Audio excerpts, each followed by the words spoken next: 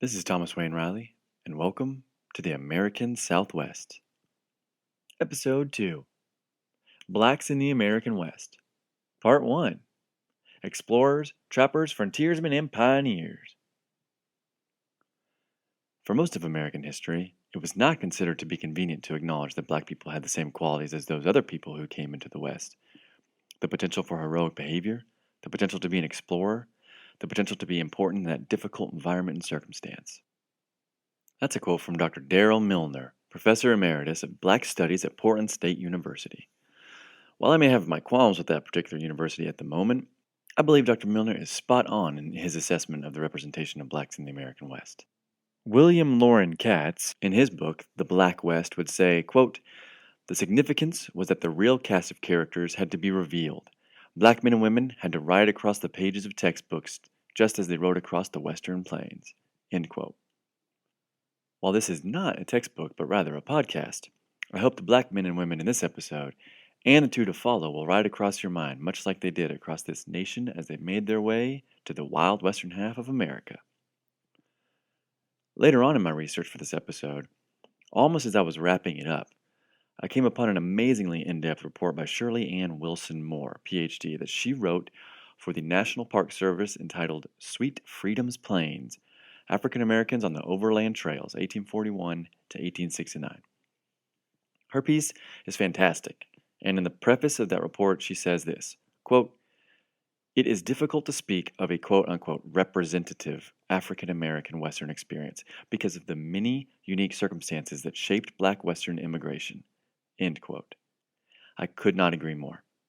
Which is why this episode will be a journey through the area of the West and Southwest, going in and out of chronological order, and never sticking to one geographical region for too long, but rather bouncing between them as I tried to weave together a wonderful collection of stories and the biographies of incredible people that for one reason or another were heading to the American West.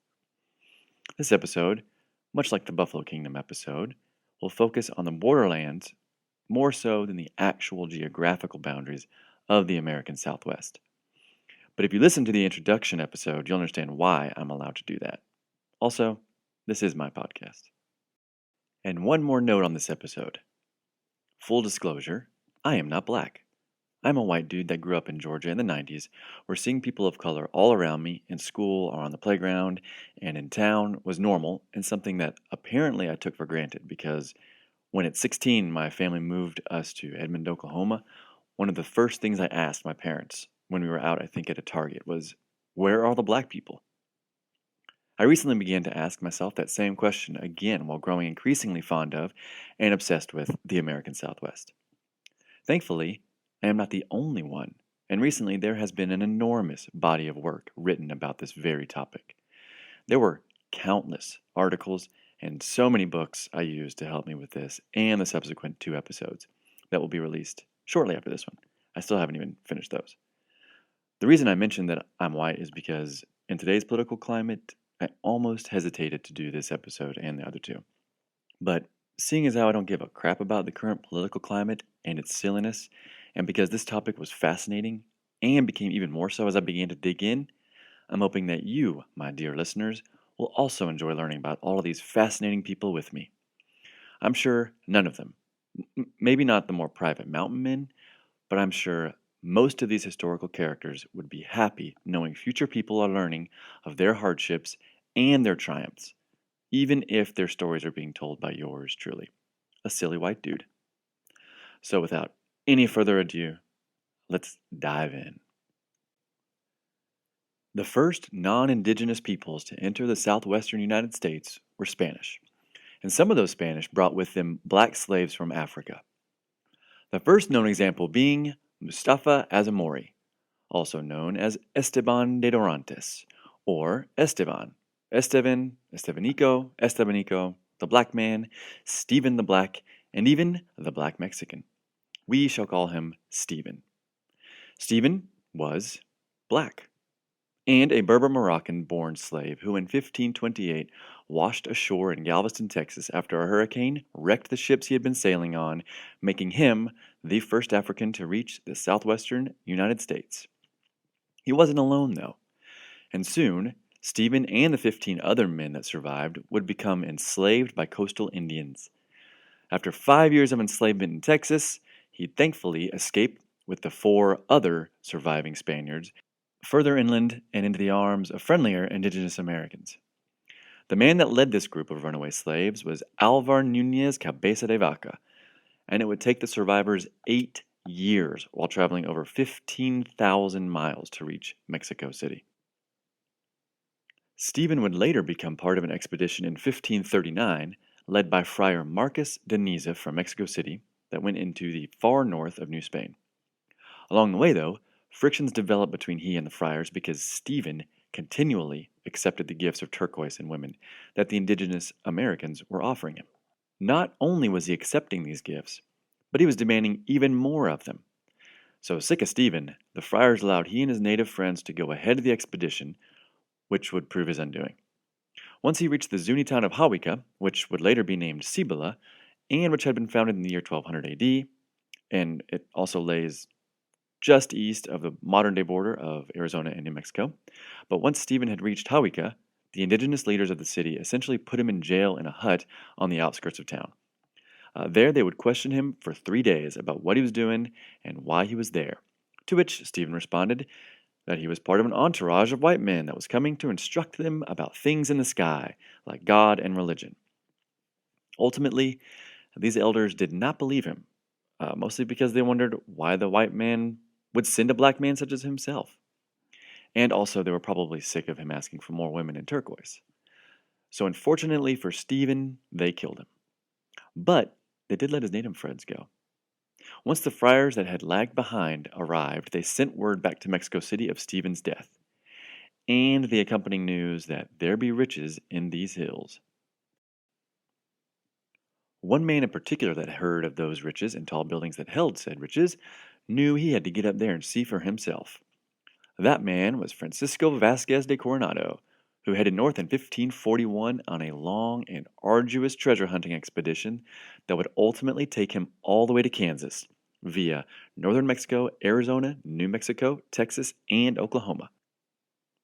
On this trip, which, like I said in Buffalo Kingdom, I will definitely cover one day, probably in an episode that covers both De Vaca and Coronado's expedition, but Coronado brought with him 1,000 people, including some African slaves, and the expedition's friar, Juan de Padilla, who himself brought a free black man who served as Padilla's interpreter. Following the expedition, the two, Padilla and his interpreter, would even stay behind with the Indians in or around Kansas, and it's possible that the black interpreter became a Franciscan friar himself, although we do not know his name. In 1598, on Juan de Oñate's expedition to impose Spanish rule over New Mexico, there were at least 5 people of African descent, with 2 being soldiers and 3 being female slaves. Being a black enslaved soldier during this time was a good way to become emancipated, and there were probably quite a few on many a Spanish adventure to the future American Southwest that we don't have good details of, such as Isabel de Oliveira, who had an African father and an Indian mother, and who accompanied the Juan Guerrera de Reza expedition, which was sent to colonize Santa Fe 2 years after Oñate. While on this trip, though, Isabel had a signed affidavit attesting to her freedom from both marriage and slavery, which is a remarkable and rather interesting document, but one that makes more sense when you realize that she was accompanying an expedition filled with 73 soldiers, and she wanted her status as a free woman of color to be recognized. Unfortunately, it is not known what would happen to Isabel de Oliveira, but I would read that by 1750, 25% of Albuquerque's population had discernible African ancestry. During the French Revolution, so stay with me on this one, the new Republic of Liberté, Égalité, and Fraternité freed its slaves and outlawed the practice. This wasn't a problem for the average peasant or city dweller on the European continent, but it would have dramatic effects on the island of Hispaniola, where the French owned half of it and named it Saint-Domingue. Here, the French colonizers were outnumbered by their black slaves 10 to 1, and these slaves produced a large chunk of the French economy, which, at the time, Napoleon desperately needed, because all of Europe was against the French and their contagious revolutionary ideas, and they were all hell-bent on getting rid of it militarily by invading France. So far, the people in Haiti hadn't rebelled completely, and actually, Napoleon even hatched a plan to possibly use black Haitian soldiers to invade through Louisiana and free Southern American slaves with the ultimate goal of possibly taking over the southern United States. Let that sink in. But soon, the Haitians would rise up and revolt using the same language that the United States and France used, and they would throw off the yoke of bondage. Napoleon would then send 50,000 troops to the island to take it back for France, and nearly all of those troops would die from disease alone. Actually, 345,000 Spanish, British, French, and mostly Haitians would die in this 10-year war for Haitian freedom. Napoleon, realizing the island was unrecoverable and his plan for the Americas was essentially over, decided to cut his losses, and he sold 828,000 square miles of land in North America to the United States in the year 1803. This was, of course, the Louisiana Purchase. Thomas Jefferson, after these incredible turn of events unfolded, rejoiced in his almost doubling of the territory of the U.S. and commissioned the Army Corps of Discovery Expedition, that would later become known to us as the Lewis and Clark Expedition, with finding, and I'm quoting Jefferson, the most direct and practicable water communication across this continent for the purpose of commerce, end quote. Jefferson also tasked Captain Meriwether Lewis and Lewis's close friend and Second Lieutenant William Clark with securing these lands for the United States, from the Indians, of course, and to find out what kind of riches lay ahead. Along with Lewis and Clark were 43 other individuals, including a man named York, an African man, and the only one to be on the expedition. York grew up with Clark and was his childhood playmate, but he was also his slave. York was over 6 feet tall, over 200 pounds, not all of it being muscle, and was quote-unquote as black as a bear. Obviously, a black bear. Rather curiously, because so much of the trip was on water, York was one of the only men on the expedition who could swim. But the best part about York's story in the American West was his relationship to the American Indians. He became the Native Americans' favorite sight when the Americans were traveling through their territories. Here's a quote from Clark's journal. I ordered my black servant to dance, which amused the crowd very much, and somewhat astonished them that so large a man should be active. End quote. These Indians would actually come from miles around to see York, who, quote, excited their curiosity very much. And they seemed quite as anxious to see this monster as they were the merchandise which we had to barter for their horses. End quote. At some point, a chief of the Mandan spit on his fingers and tried to rub off York's black skin color as if it were war paint. He didn't believe he wasn't a painted white man until York showed the chief the hair on his head that had been hiding underneath his hat. This moment's been captured in the Charles Russell painting from 1908, cleverly titled York. It'll be up at the site. Here's another quote from Clark about York. By the way of amusement, he told them being the Indians, that he had once been a wild animal, and caught and tamed by his master, and to convince them showed them feats of strength which, added to his looks, made him more terrible than we wished him to be. End quote. While the entire expedition had no problem cavorting with almost every tribe they came across as they made their way to the Pacific Ocean, it seems York had it even easier. At one point, an Arikara husband gave York his wife for the evening, going so far as to bar a member of the expedition to check on York while he was in the tent with the Arikara man's wife. Native American children would follow him around seemingly in every village, only to run in mock terror when York would turn around and view them. It wasn't all fun and games for York, though. He did have to gather food, set up camp, build shelters, paddle upstream, and do a good bit of the portaging. Now, I know a little bit about the art of the portage, and by a little bit, I mean I spent like one weekend a few months ago in June of 2021, camping with 2 friends in 2 canoes in the north woods of Wisconsin. To reach our campsite, we had to portage our 2 very heavily loaded down canoes across, I think it was 15 rods, and a rod is the length of a canoe. We had to portage up and down a hill in air so thick with mosquitoes that it drove us mad.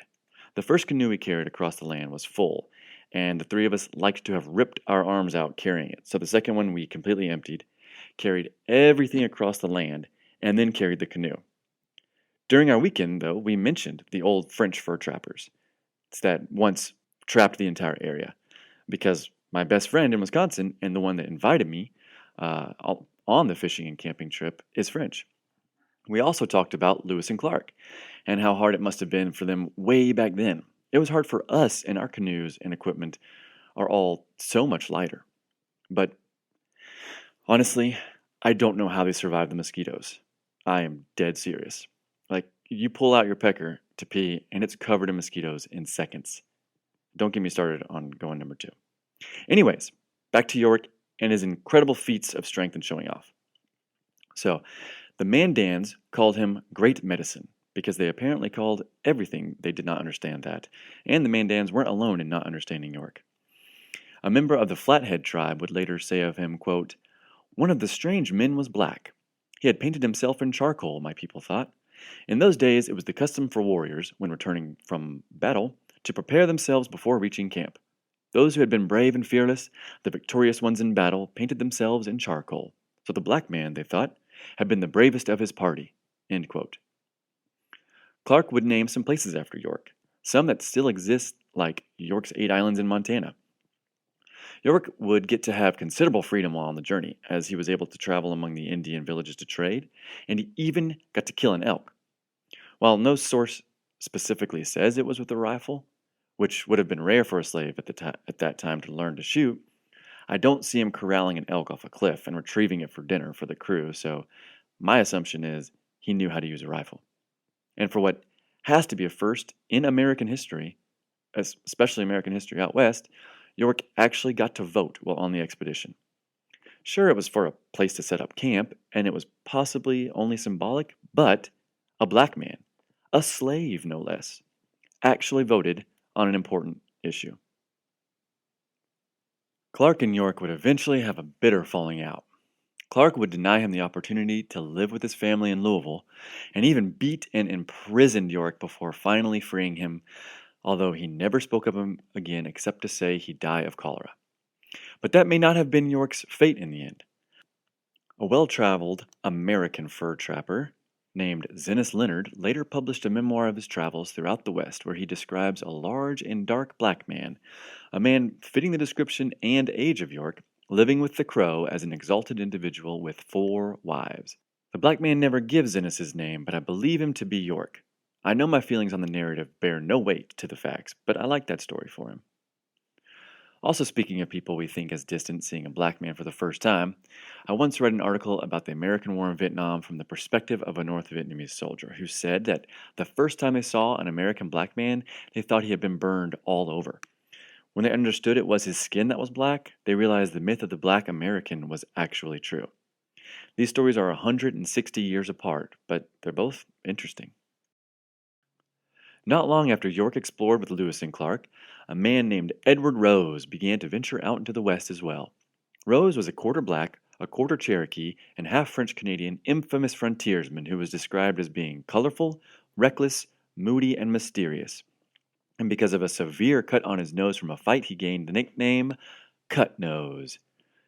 In 1807, Cut Nose Rose was tasked with going up the Missouri River and traveling to the Rocky Mountains, where he found the Crow Indians. Once there, he fully embraced the Crow's way of life and dress, and after trading his favorite rifle for a wife, he counted himself as one of them. The person who tasked him with going up to the Rockies and being a fur trapper was a man named Manuel Lisa, and when Rose returned him sometime later with little to show but a new lifestyle, the two fought about it with fists, and Rose, being a man large of stature, had to be subdued by 15 other men.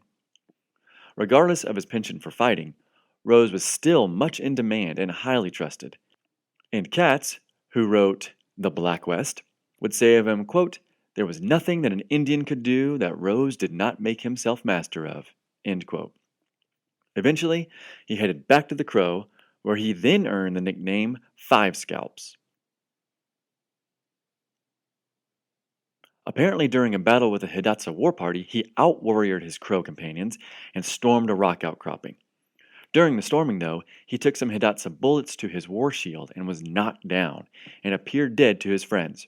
But rather miraculously, he would get up, overtake the enemy party, and hack them to pieces with his axe. 2 years later, In 1809, Andrew Henry, who was an Army officer, miner, frontiersman, trapper, and co-owner of the very successful Rocky Mountain Fur Company, obviously a very interesting guy on his own, but Andrew Henry, in 1809, asked Rose to be an interpreter for him with the Indians of the area. Of course, Rose agreed, but subsequently he tore off with a bunch of loot. And it's at this point that I should probably mention Rose was most likely a river pirate on the Mississippi. Although that's not exactly substantiated with evidence, the rumors and his future conduct would suggest it could be quite true. Five Scalps, Cut-Nose Rose shows up once again in 1811, when a man named Wilson Price Hunt hires Rose to take him to Astoria, Oregon. Hunt was actually employed by a man named John Jacob Astor, who had a monopoly on the fur trade for quite some time with the American Fur Company. Astor also co-owned the Rocky Mountain Fur Company with Andrew Henry, the guy Rose had stolen a bunch of goods from a few years earlier, and a guy I almost mentioned in my last podcast about bison because of how many hides he procured through various means during this time, especially using Indian hunters. But anyways, so Hunt hires Rose, but he wasn't really feeling it. So eventually Hunt, to placate the now mutinous Rose, offers him a horse and half a year's pay, which obviously Rose agrees to, before taking Hunt all the way to Oregon. Rose even helped the team map out the Bighorn Range in northern Wyoming. Not learning his lesson, Manuel Lisa would hire him again, but it wouldn't go well, and once that expedition was over, Rose would end up marrying an Omaha chief's daughter and having 2 children. Unfortunately, true to character, Five Scalp Cut-Nose Rose would continue to get into trouble. He'd get hooked on the whiskey Something Fierce, be brought to St. Louis in chains, eventually make it back out to Oregon where he'd sell some Arapaho women as wives to white men, and finally settle down once more with some indigenous Americans. This time, the Arikara. The next and last we hear of Edward Rose was in 1833, when he inexplicably gets killed by the same Indians he had just been living with, the Arikara. He was on the Yellowstone River in early spring when the Indians came upon and killed him and 2 other men. His luck had run out. One of those men he was killed with was Hugh Glass, the Hugh Glass from The Revenant, which is Leonardo DiCaprio's character, the man who was attacked by a grizzly and mauled almost to death before crawling and stumbling 200 miles to Fort Kiowa in western South Dakota in 1823. The more you learn about these infamous characters, the more incredible this whole period was and how fierce the wilderness must have been. Katz says it best when he says these mountain men must have, quote, consummate wilderness skills and an ability to cement relations with the Native Americans, end quote. Although sometimes, at least for Cut-Nose Five Scalps Rose, those relations didn't always work out. In 1821, the U.S. Army wanted to establish trade with the Indians at the mouth of the Arkansas River and Upper Rio Grande. Both of these places are in central Colorado, but you have to travel through Oklahoma, Kansas, Texas, and New Mexico to follow the rivers and get there. To accomplish this, the Army hired a man to head that way named Jacob Fowler as a surveyor and gave him the rank of second in command. First in command was a man named Colonel Hugh Glenn, who Fowler had met during the War of 1812.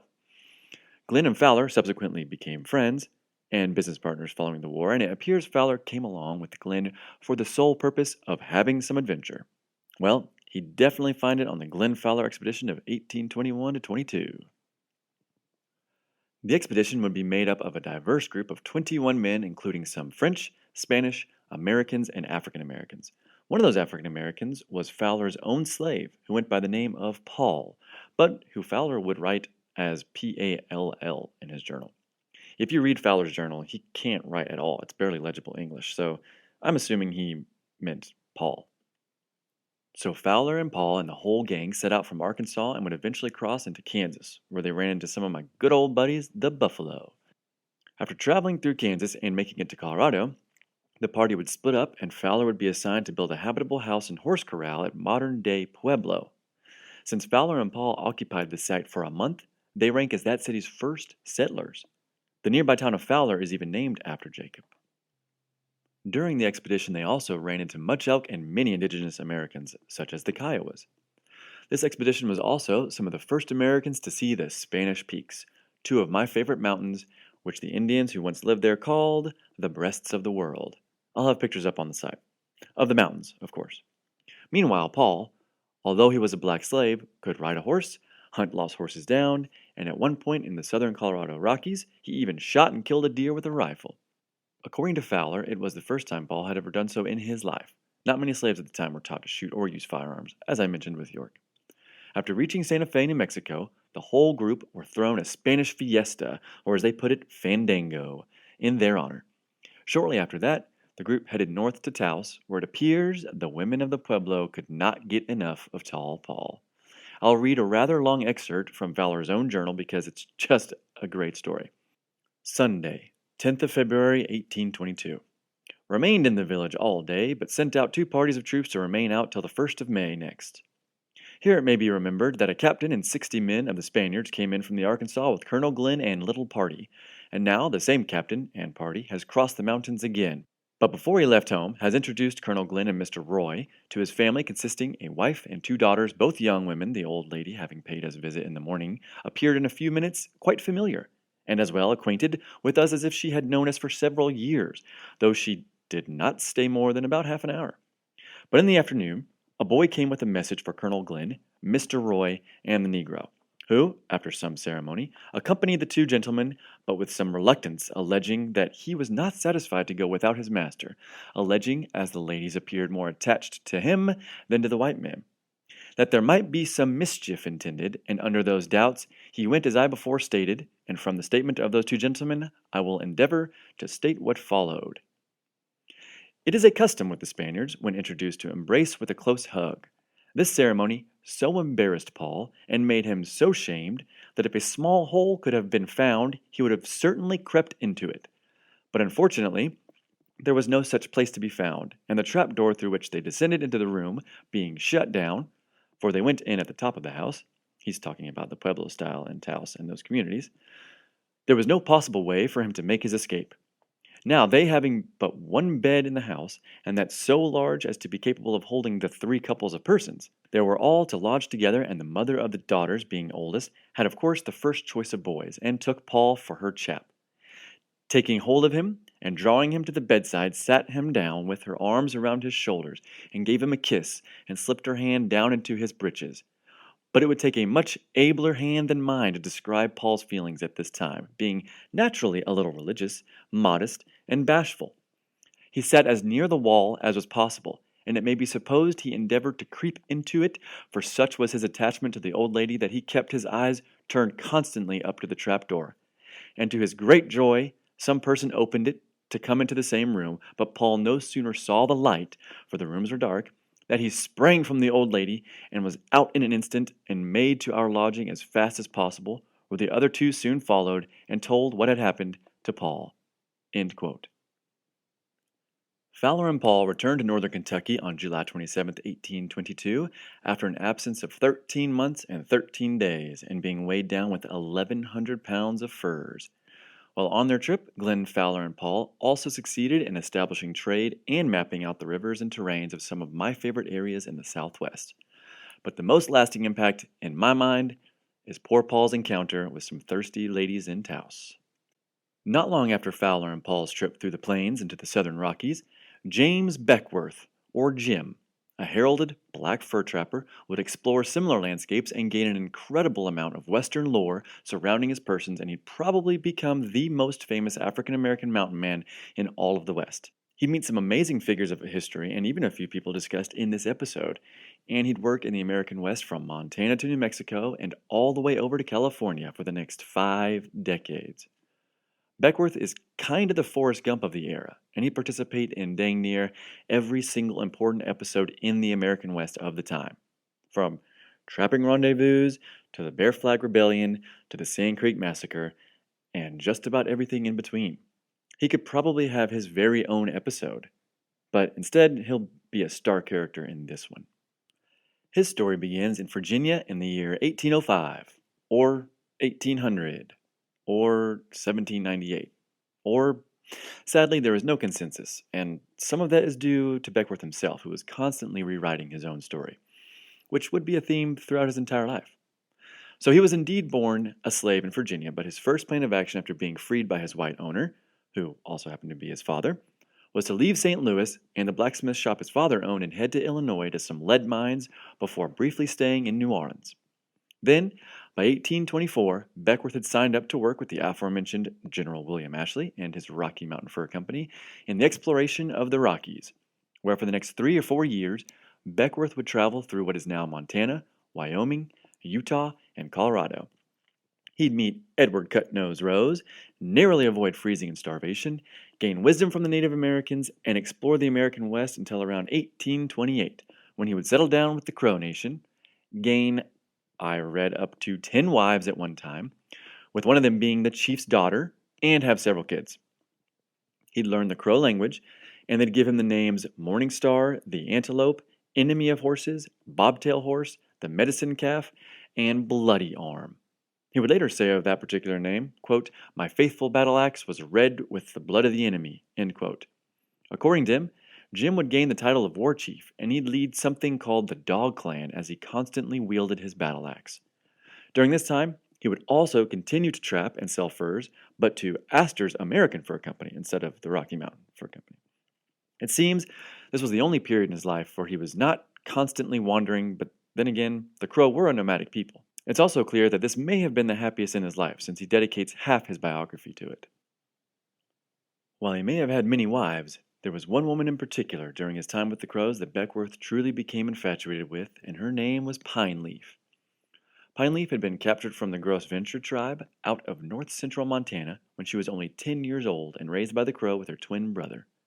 Unfortunately, the twin would be killed by the Crow's enemy, the Blackfeet, and on that day, Pine Leaf swore that she would never get married until after she'd killed 100 enemies herself. Jim would try relentlessly to win her over, but she told him that day would only come when the pine leaf turned yellow. I mean, pines are evergreen, so that's never going to happen. Or, quote, "when you find a red-headed Indian," end quote. Beckworth had this to say of her, quote, "and when I engaged in the fiercest struggles, no one was more promptly at my side than the young heroine. She seemed incapable of fear, and when she arrived at womanhood, could fire a gun without flinching and use the Indian weapons with as great dexterity as the most accomplished warrior." End quote. While Jim told some tall tales, which I'll get into in a little bit, it does seem that Pine Leaf is a real historical woman. She would be described in 1856 by Edwin Denig, a contemporary of Beckworth and a fellow trapper who would later work for the Smithsonian. Denig, though, called her Woman Chief, but her background is identical to Jim's description of her in his own biography. Despite her not yet achieving 100 slain enemies by her own hand, and after a death scare where it was believed Jim had perished but ultimately returned, she renounced her warpath and agreed to marry him. 5 weeks later, though, Jim would leave the Crow and never see Pine Leaf again. She would die in 1854, according to Denig, by the same tribe that she came from, the Gros Ventre. So after almost a decade with the Crow, it seems Beckworth could placate his wanderlust no more. That, and he would grow disillusioned with constant warfare against their Blackfeet enemies, and according to him, he had a desire to return to quote-unquote civilization, where he could make some real fame and fortune. He said of the time, quote, "I had encountered savage beasts and wild men, and what had I to show for so much wasted energy and such a catalogue of ruthless deeds?" End quote. While civilization, fame, and fortune may have been his stated desire for leaving the Crow, he wouldn't find it in his next venture, where he ended up attempting to fight in the U.S. Army, but was instead assigned the task of being a civilian wagon master in the baggage division during the Second Seminole War way down in Florida in 1839. Jim wound up serving under Zachary Taylor, who would become a future U.S. president. During this time in his biography, though, he would leave it rather devoid of exaggeration. But he would say this about his time there: "I wanted excitement of some kind. I was indifferent of what nature, even if it was no better than borrowing horses of the Blackfeet. The Seminoles had no horses worth stealing, or I should certainly have exercised my talents for the benefit of the United States." End quote. After 10 months of shipwrecks, delivering goods, possibly scouting, and doing a whole lot of waiting around in the jungles and swamps of early 19th century Florida, where 3 soldiers died from disease for every one that died from a Seminole spear, arrow, or bullet, Beckworth would quit the war. Quick fact I did not know about the Seminole War in Florida: it was the longest and most expensive in both financial cost and human lives of any of the Indian wars in United States history. And the Seminoles, who are not even from Florida, never actually surrendered. The war only ended when the U.S. declared it was over and forced a few Seminoles to Oklahoma. Now back to the West.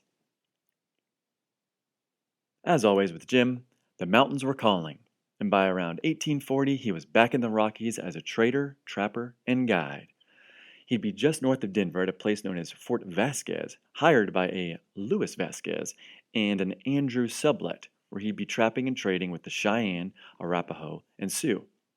All, it should be mentioned, were enemies of the Crow. At the fort, Jim was named agent in charge and, trying to prove himself a brave and trustworthy man to the Indians, loudly said this to the gathered tribe, quote, "I have killed a great Crow chief, and am obliged to run away or be killed by them. I have come to the Cheyennes, who are the bravest people in the mountains, as I do not wish to be killed by any of the inferior tribes. I have come here to be killed by the Cheyennes, cut up and thrown out for their dogs to eat, so that they may say they have killed a great Crow chief." End quote. William Bent, a fellow trader, told Beckworth, quote, "You are certainly bereft of your senses. The Indians will make sausage meat of you." End quote. But sausage meat they did not make of him, and instead, with the added benefit of 20 gallons of whiskey, he gained their trust, and over that autumn and winter, Jim and crew made a healthy amount of bucks for Sublet and Vasquez, although not quite healthy enough to keep the venture from going bottoms up. The next one, with William Bent and Bent's brother, also didn't pan out, but his relationships with the Cheyenne certainly would. Beckworth would soon enough continue his ceaseless wandering and leave Colorado for New Mexico, where he would form a partnership with the Cheyenne in Taos and become mostly independent. Also while in Taos, he would marry yet again, this time to a woman named Maria Luisa Sandoval, who John C. Fremont, whom I will discuss in great detail about shortly, would even say he saw with Beckworth in New Mexico. The two had a daughter named Matilda, and they would all eventually move north back into Colorado to a town called Pueblo, the same town Fowler and Paul had been the first occupants of. But wanderlust was calling, and Jim would abandon Pueblo, the Cheyenne, Matilda, and Louisa for greener pastures in California in 1844. And I thought I had the travel bug. Of course, he picked the exact time of the beginning of the Bear Flag Revolt and the Mexican-American War to head to California. Both of these I will go into some good detail in a little bit. But in 1846, once the war broke out with Mexico, and after participating in the Second Battle of Cajengo Pass, also known as the Battle of Providencia, which wasn't really a battle, and which ultimately only ended with the loss of one horse and one mule, which, oddly enough, was the exact same ending of the first Battle of Cajengo Pass way back in 1831. The second battle, though, would ultimately result in the two sides of the quote-unquote battle joining forces and reinstating a man named Pio Pico as governor of California. I'll mention Pico a little more later on with the rest of the California bit. After this, Jim would just head back to Santa Fe instead of being captured by the Mexican forces that were beginning to surround him on all sides. But on the way, he'd steal some 1,800 horses, which he would say, quote, "We found roaming the California ranchos and started with our utmost speed from Pueblo de Angeles. This was a fair capture, and our morals justified it, for it was wartime." End quote. Pueblo de Angeles being present-day Los Angeles, obviously. He'd make it back to Pueblo, Colorado, where he found Louisa had remarried, although he wasn't bothered by this and was actually looking forward to enjoying, quote, "once more the sweets of single blessedness," end quote. By this point, the dude had been married like 15 times. There are marriages I haven't even talked about because they're just so brief and too numerable. Anyways, one of the most successful hotels of the time in Santa Fe was co-owned by Jim, although he did leave the day-to-day operations to his partner. In the meantime, he would serve as a courier for the U.S. Army during the then-raging Mexican-American War. His only duty for them would be to carry dispatches between the Southwest and Fort Leavenworth in Kansas. He'd say of the job, quote, "The occupation was a tolerably good one, and I never failed in getting my dispatches through. I enjoyed facilities superior to almost any other man, as I was known to almost all the Indians through whose country I passed." End quote. After returning to Santa Fe from one of his courier deliveries, he would hear the news of the Taos Revolt by the Mexican and Indians of that town. Jim's old boss and brother to William Bent, Charles Bent, had recently been assigned interim governor of New Mexico after the inhabitants surrendered without firing a shot. Almost immediately, the American soldiers began acting like conquerors, forcing Charles Bent to write to the army, quote, to interpose your authority to compel the soldiers to respect the rights of the inhabitants. These outrages are becoming so frequent that I apprehend serious consequences must result sooner or later if measures are not taken to prevent them. End quote. Measures were not taken, and on January 17th, the inhabitants revolted. Charles Bent would be shot through with arrows and scalped in front of his own family. Thankfully, his family, and the wife and family of Kit Carson, who I will talk at length about later, would escape. But the one-time governor of New Mexico, Charles Bent, and most other American officials would not be so lucky. In response, the Army gathered 300 soldiers and 65 volunteers, including Jim, to crush the rebellion. And eventually, that's what they would do. Although one of the battles involved the Americans breaking down an adobe wall of a church and firing a cannon into it. Not sure how ethical that is. Afterwards, the Army would hang a total of 28 men in Taos for murder during the insurrection, and Beckworth would witness them all. One of these men, though, a Hipólito Polo Salazar, was hanged for the strange crime of treason. Strange because he was never a citizen of the United States. A year later, the U.S. Supreme Court would overturn that conviction, but a lot of good it did the swinging Salazar. Jim would quit New Mexico a year later and head back west to California just moments before the gold rush, and just in time to help solve a murder.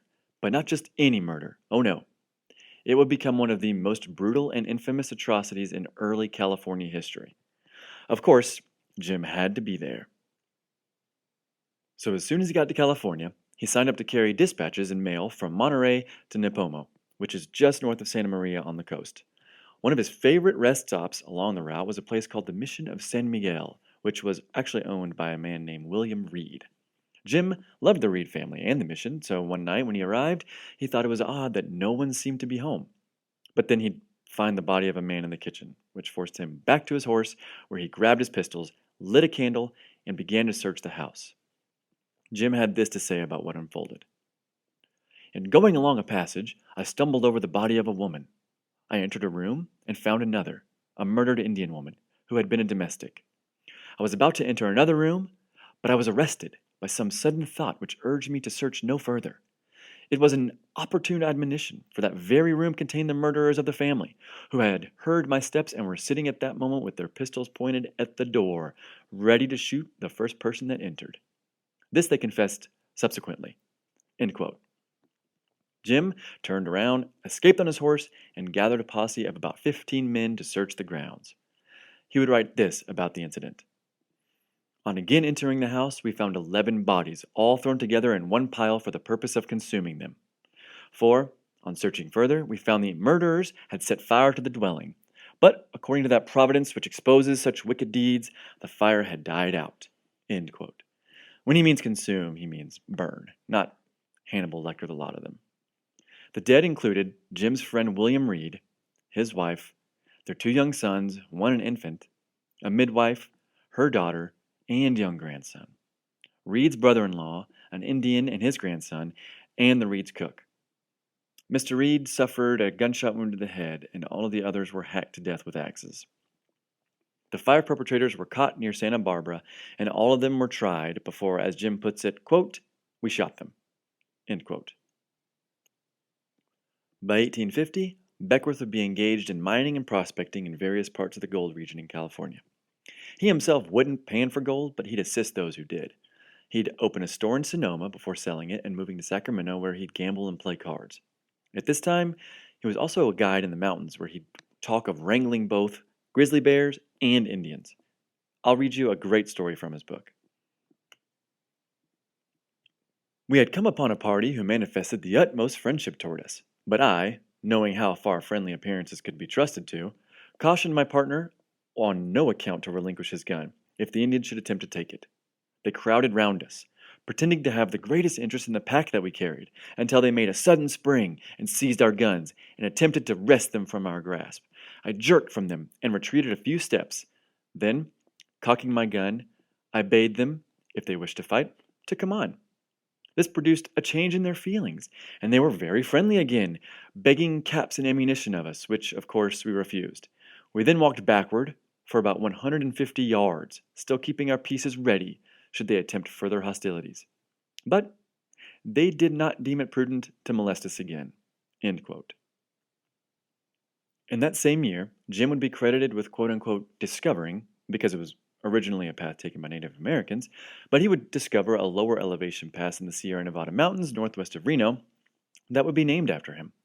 Later, Beckworth Pass would become part of Beckworth Trail, which he labored to build up, and which he heavily promoted its use by incoming immigrants.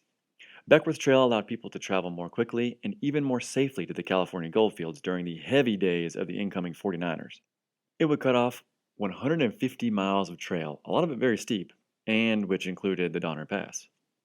Jim himself would even lead the very first American family and their wagon train through it in the summer of 1851. And that wagon train was a young future California poet laureate named Ina Coolbrith, who called Jim, quote, "one of the most beautiful creatures that ever lived. He was rather dark and wore his hair in 2 long braids, twisted with colored cord that gave him a picturesque appearance." End quote. There was so much celebration of this first wagon train through his pass that once it reached the nearby town of Marysville, the party almost burned the whole place down. He'd settled down in 1852 in a place known now as Beckworth, California, but what he called Beckworth Valley, on the western end of the Beckworth Trail, that had the Beckworth Pass in it. And there, he would open a hotel and trading post. He would also claim his house was the only one between its very foundation and the Great Salt Lake far to the east. It was also at this time he would meet a man named Thomas D. Bonner, who was staying at the hotel. Jim would tell Bonner his stories, and the man would write them down. The semi-autobiography was titled The Life and Adventure of James P. Beckworth, Mountaineer, Scout, and Pioneer, and Chief of the Crow Nation of Indians, and was published in 1856. Bonner, who was a journalist and justice of the peace in California, wrote of him, quote, "Probably no man ever lived who has met more personal adventure involving danger to his life." End quote. I just have to mention this real quick about his biographer. First of all, during the telling of the story, he would misspell and misquote and misrepresent quite a few facts, which is whatever. I suppose it happens for entertainment value, and Beckworth himself would do the same for the rest of his own life. But what really made me laugh was that Bonner was once the head of the New Hampshire Temperance Society, as in the movement in the United States to ban alcohol, but who had been forced to immigrate to California when he started drinking again. Bonner would also never send Jim any money from the sale of this highly popular book. After ranching and welcoming pioneers into California, Beckworth would grow restless as usual, and he'd move to Denver, where he'd become a shopkeeper again and marry a black woman named Elizabeth Letbetter. During this time, he'd also be appointed by the government to become an Indian agent. He'd get into a few scrapes with the law, including beating a charge of manslaughter, but after the unfortunate death of their young child, the marriage between Jim and Elizabeth would break up, and Jim would move in with a Crow woman. Then, in 1864, after essentially being compelled under threat of violence, he became a guide for Colonel Shivington's 3rd Colorado Cavalry Regiment against the Arapaho and his old buddies, the Cheyenne. What would follow has become known as the Sand Creek Massacre. On November 28th of 1864, while flying an American and a white flag of peace, Chief Blackcuttle of the Cheyenne, along with older men of the band and most of their women and children, and with a few Arapahoes, were sleeping near the banks of the Sand Creek when Shivington ordered his 425 men to point their artillery and their rifles into the base of the teepees and to subsequently open fire. 2 of his officers, a Captain Silas Sewell and a Lieutenant Joseph Kramer, and their men refused his orders, but the rest of the soldiers would go on to kill around 160 helpless, sleeping, or fleeing Native Americans. To add insult to injury after the initial carnage, many soldiers would hunt down and kill the escaping Indians, and a few soldiers would commence to mutilating the dead and dying. Mary Prowers Hoodnall, whose father and grandfather would die in the massacre, would later say this: "Grandfather Occhini, One Eye, escaped from the camp, but seeing all that his people were to be slaughtered, he deliberately chose to go back into the one side of battle and die with them." End quote. Whew. After the massacre, Beckworth, who claimed not to have participated, would be summoned as a witness before Congress, where he swore under oath that he'd retraced his steps and begged the surviving Indians for peace. But the damage was done, and the Cheyenne from then on refused to trade with him. Captain Sewell, who had refused to open fire, would also give damning testimony of the incident, but would be murdered for his words only weeks later in Denver. Now in his 60s, Jim would go back to trapping. One such trapping incident in '66 resulted in 3 of his fellow trappers being murdered by Blackfeet or drowning. He was the only survivor. That same year, he'd again be a guide for the U.S. Army against the Cheyenne, Arapaho, and Lakotas in Red Cloud's War. By now, the Army were armed with breech-loading Springfield rifles, which doubled or tripled the rate of fire for soldiers, and the end was drawing near for freedom for the Indians. Later that year, while working as an interpreter for the military expedition of Colonel Henry Carrington, he would begin to feel sick on the journey to a Crow village, have considerable nosebleeds and headaches, and once reaching the village, he would stay in the lodge of Chief Iron Bull, where he would ultimately die. His last journey was being buried by his host as a Crow Indian on a platform in a tree. This man's life was truly astounding. There are endless good quotes from his book that I suggest everyone read. No matter how accurate the finer details are, it's just so good. Here's the thing about Beckworth. He would become known as a teller of tall tales, and a later 1892 edition of his biography would come with a preface by Charles Godfrey Leland, who was a writer of the time that during the Civil War signed up to fight for the Union, and who would get to do so at Gettysburg. You know, one of the largest single collection of casualties for Americans in history, where around 50,000 American boys and men would lose their lives, get injured, or just disappear in a single battle, which was also the turning point of the Civil War. So, that Gettysburg? Anyways, Charles Godfrey Leland said of Beckworth, quote, "Someone said of him that some men are rarely worthy of belief, but that Jim was always Beckworthy of unbelief," end quote. By the way, Leland is also credited with coining the term emancipation instead of abolition in American society. So obviously, Leland was an ally to the cause of the blacks in the United States. And to continue on this train of thought, in an even earlier review of the Beckworth biography in 1856, an abolitionist newspaper called The National Era had one of its journalists say, quote, "I knew Jim intimately, and he was the biggest liar that ever lived," end quote. And that, quote, "we can fancy a lurking smile at the thought how glibly he," meaning Jim, "puts together such a discordant mass of material brought out from the storehouse of memory, where there is no one at hand positively to contradict him," end quote. I will definitely have a little bit more to say on this tall tale stuff in a little bit, but know that Jim Beckworth may have accomplished and been a part of more momentous events in the American West and Southwest, certainly than any white man of the time, but possibly of any mountain man at any time. I'm not poking fun at him when I call him the Forrest Gump of the West, but that's really just the best comparison in terms of someone showing up everywhere all the time in an incredible part of history. He should truly be someone we learn about and are talking about in our collective culture. And like I said, he probably could have gotten his own podcast. But there's a whole lot more amazing people and stories to come in this one. Final note on Beckworth that I forgot to mention. To celebrate his life in 1951, Universal Pictures released the Western movie called Tomahawk, in which Beckworth was played by Jack Oakey, a white man. Another mysterious mountain man I came across quite a few times was named Moses Harris, but who went by Moses Black Harris, and who would gain the nickname the Black Squire. At first, I hesitated to add him, because there is literally nothing we know about his past, not even where he was born, although some sources claim he's from South Carolina. We just don't know a single thing about his early life, and he certainly never told anyone while he was alive. We don't know if he was married prior to his adventures, we don't know his parents, and there's no record of his birth, so we definitely don't know if he was actually a black man. Although, Alfred Jacob Miller, a painter known best for his Western scenes, painted Harris and described him as, quote, "of wiry form, made up of bone and muscle, with a face apparently composed of tan leather and whipcord, finished off with a peculiar blue-black tint, as if gunpowder had been burnt into his face," end quote.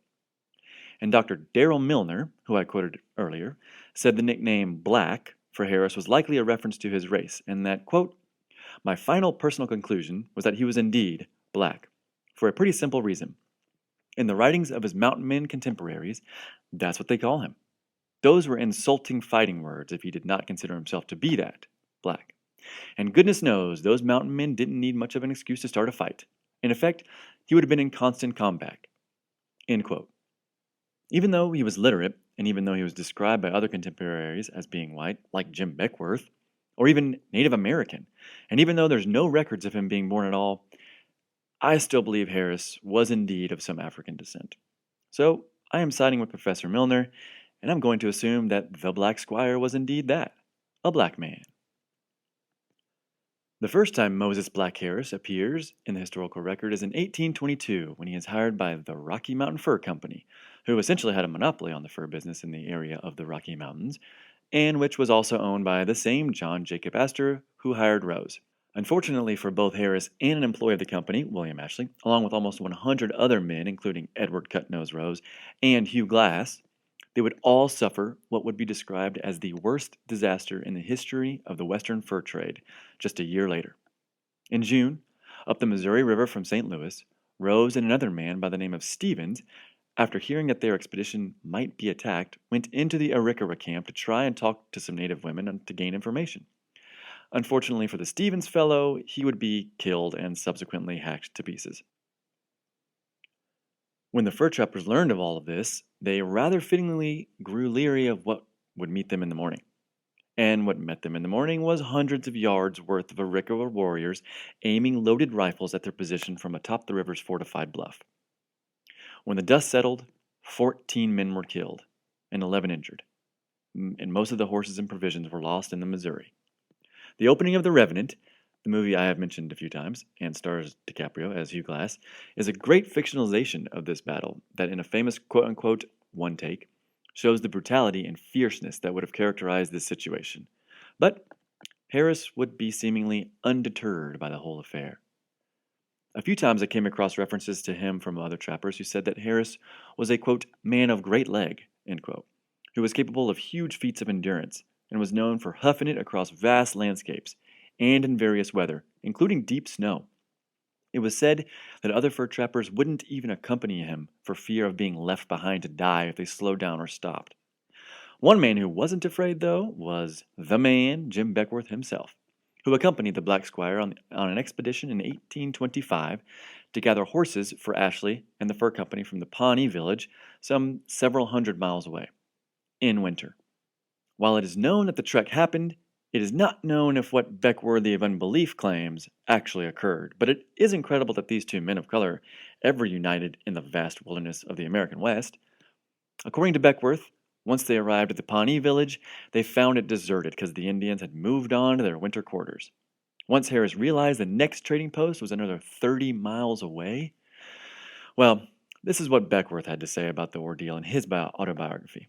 Quote, on the 5th day, we struck a large Indian trail, which bore evident marks of being fresh. My companion now gave entirely up and threw himself to the ground, declaring he would go no further. He pronounced our position to be 30 miles from the trading post. I endeavored to arouse him to get up and proceed onward, but he could only advance a few rods at a time. I felt myself becoming weak. Still, I had faith that I could reach Eli's if I had no hindrance. If I lingered for Harris, I saw we should both inevitably perish. He positively declared he could advance not a step further. He could scarcely put one foot before the other, and I saw he was becoming bewildered. In the dilemma, I said to him, Harris, we must both perish if we stay here. If I, the best of my way along this trail, I believe I can reach Eli's sometime in the night. For I was aware that the Indians whose trail we were following were proceeding thither with their peltry. But Harris would not listen to it. Oh, Jim, he exclaimed, don't leave me here to die, for God's sake, stay with me. I did my best to encourage him to proceed. I assisted him to rise, and we again proceeded upon our journey. End quote. They'd make it with the help of some Indians, who fed them, guided them, and nursed them back to health. In the 1830s, Harris would also lead caravans that brought supplies to the fur trappers who were heading further westward like he had once done. He'd take the supplies to something called the Rocky Mountain Rendezvous, which was held annually and which featured, according to Beckworth himself, quote, Mirth, songs, dancing, shouting, trading, running, jumping, singing, racing, target shooting, yarns, frolic, with all sorts of extravagances that white men or Indians could invent." End quote. The rendezvous included whites, Indians, wives, children, whores, tourists, African Americans, and plenty of whiskey. On the way to these rendezvous, Harris would also occasionally bring missionaries from back east who planned on preaching to the Indians and the frontiersmen out west. One such missionary woman was enamored with Harris and called him charming, kind, welcoming, and helpful, and she described how she was delighted to be in his presence. On a trip 2 years later, though, in 1838, a different missionary woman would write rather negatively about the shenanigans of the fur trappers at night, who would get drunk, dance half naked, bang drums, shoot their guns, and carry a scalp among them while approaching the missionaries' tents. This woman's name was Myra Eels, which, no harm intended on her, but that's such a villainous name. Anyways, she'd say about her rendezvous experience, quote, "No one could describe the horrible scene they presented. Could not imagine that white men, brought up in a civilized land, can appear to so much imitate the devil." End quote. Not all these men were white, though, as we all know now. In 1839, Moses Black Harris was hired to take a separate group of missionaries as far as the Oregon Territory. The Oregon Territory at that time was described as everything west of the Rocky Mountains and north of the California border. Slowly but surely, during the next few years, Harris would fall in love with this territory. 5 years later, in 1844, he'd be hired by a man named Nathaniel Ford, who'd been seduced by the promise of free land in the Willamette Valley.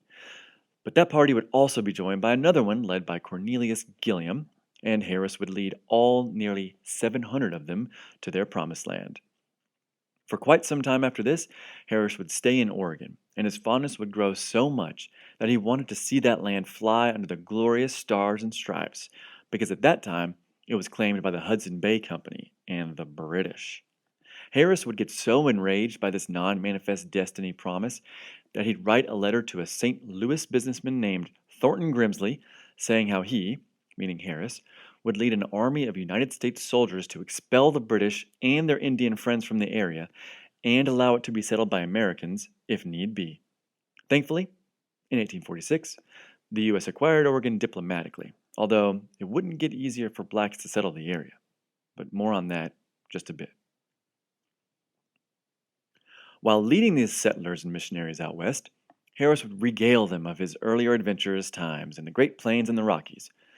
While I'm sure his stories were fantastic, he was also described as being the darndest liar, and that lies tumbled out of his mouth like, well, okay. The quote is, "boudins out of a buffler's stomach."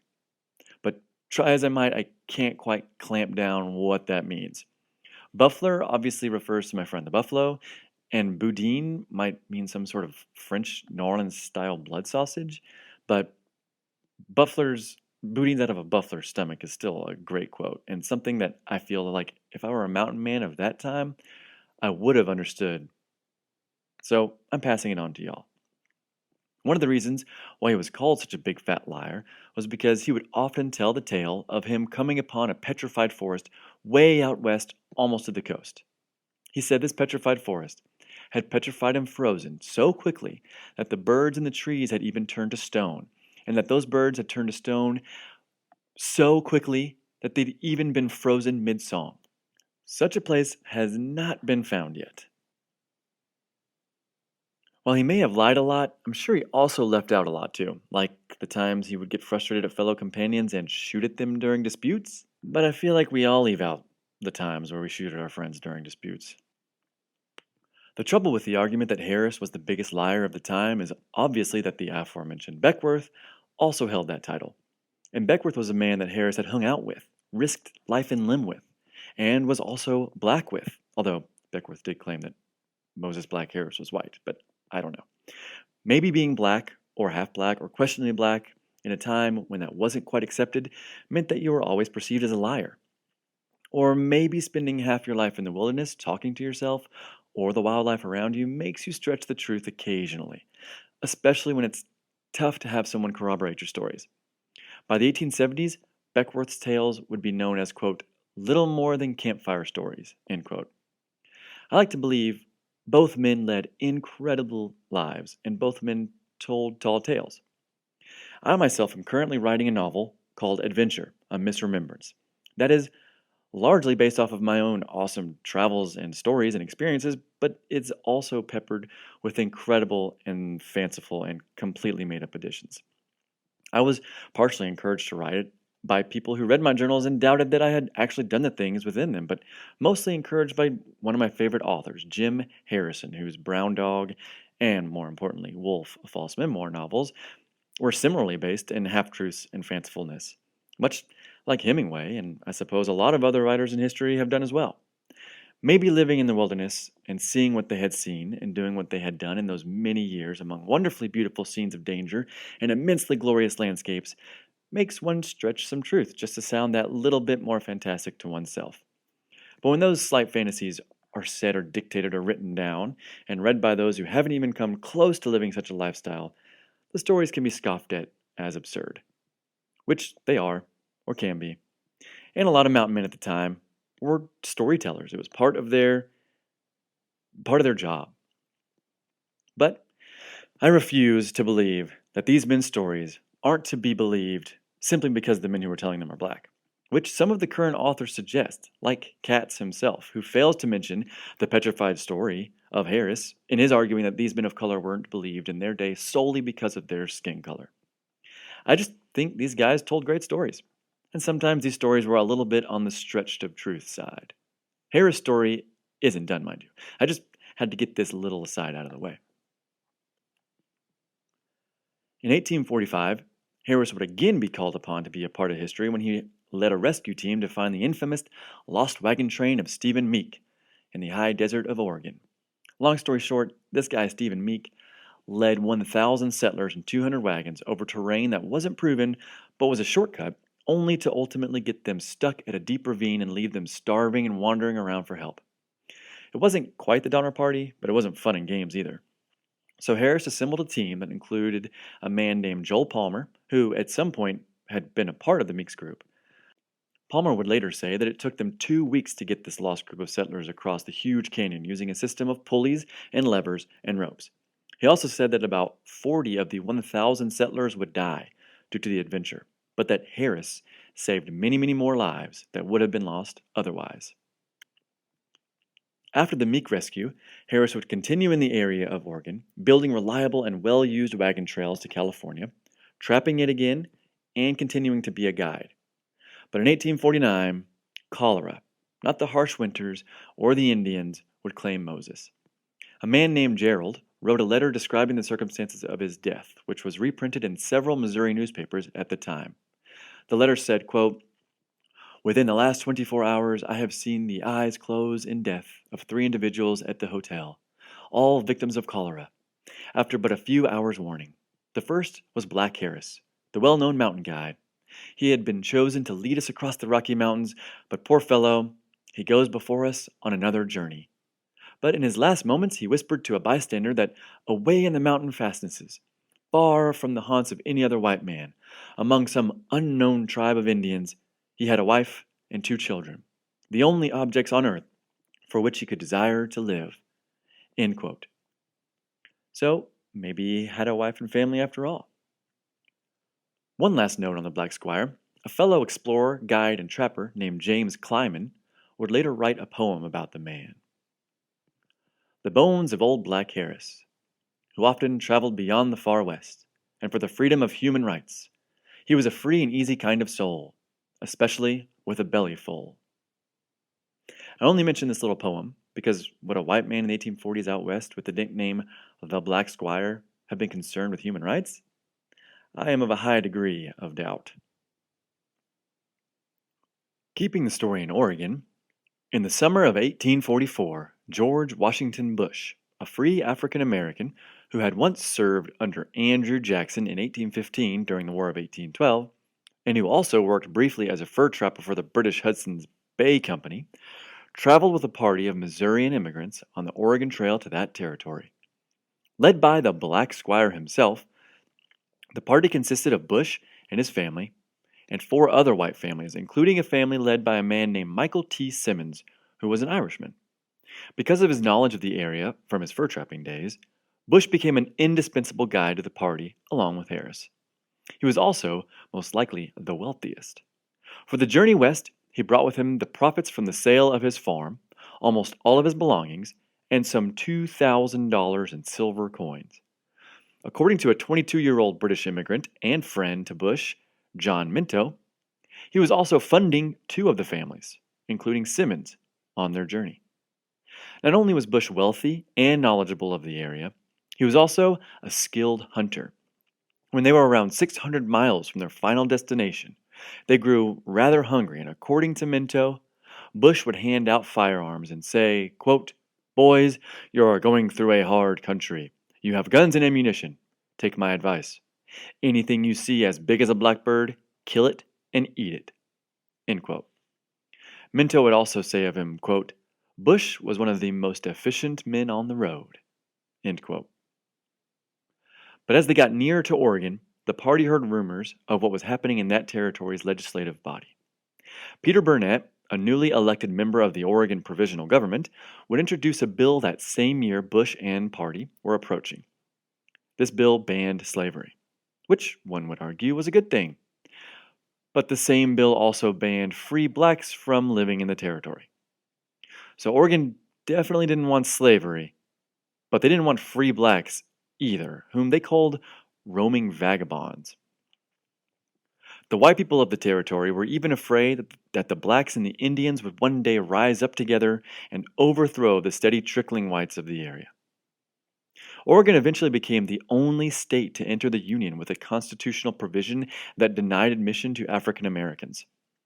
That Oregon Black Exclusion Law of 1844 became known as the Lash Law because if a black person over the age of 18 didn't leave Oregon by 1846, they'd be subjected to either 20 or 39 lashes from a whip.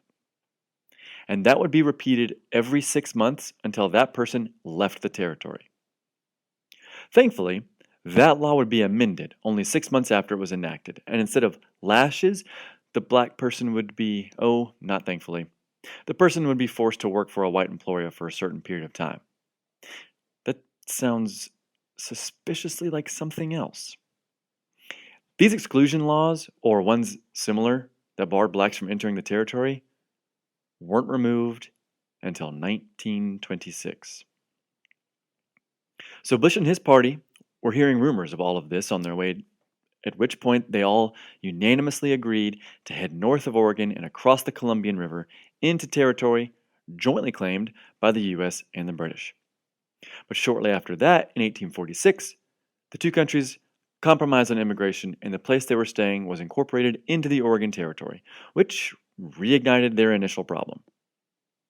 Thankfully, the Irishman Simmons, then an elected member of the legislature, sponsored a bill that would pass to exempt the Bush family from the exclusion of blacks and to grant him a 640-acre homestead that would later be called Bush Prairie. The family would continue to give to those around them as they brought the first sawmill, grist mill, mower, and reaper to the area. They'd run a free roadside motel, and when times were tough, they'd share from their plentiful crops with those in need.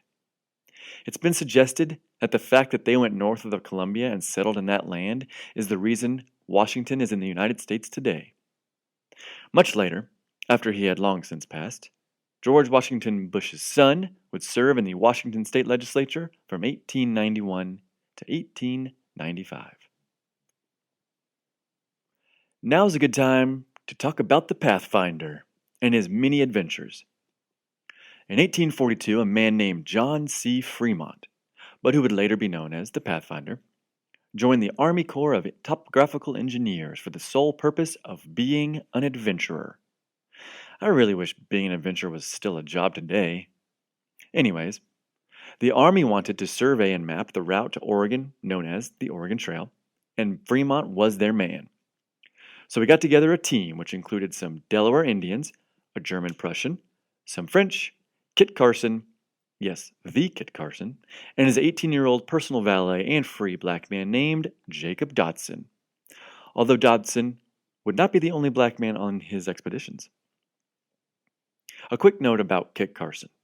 By this point, In 1842, he was 33 years old and had been traveling the West as a fur trapper for 16 years, so he knew a little bit about the area, which is why he was hired as a guide. Well, that and the fact that he could speak 7 different Indian languages.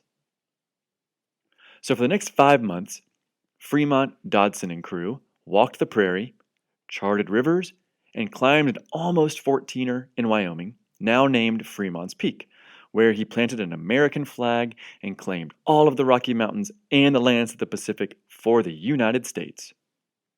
Well, that makes it sound like they had an easy time and it was some glorious expedition up a mountain. It was more like a descent into hell. 2 of the climbers would throw themselves onto rocks and exclaim that they could go no higher, and Fremont himself would get dizzy, have headaches, and vomit, presumably suffering from altitude sickness. He decided he could not continue, so he gave the barometer, which was used to measure the altitude of the peak, to a half-French, half-black man named Johnny Janisse, who carried it almost all the way to the top, making him one of the first black mountaineers in the American West. Despite the occasional setback, Fremont's expedition was a roaring success. So much so that he was awarded a second expedition, which would lead the following year in 1843. This second Fremont expedition had the more loftier goals of mapping, describing, and bringing back botanical samples from the second half of the Oregon Trail.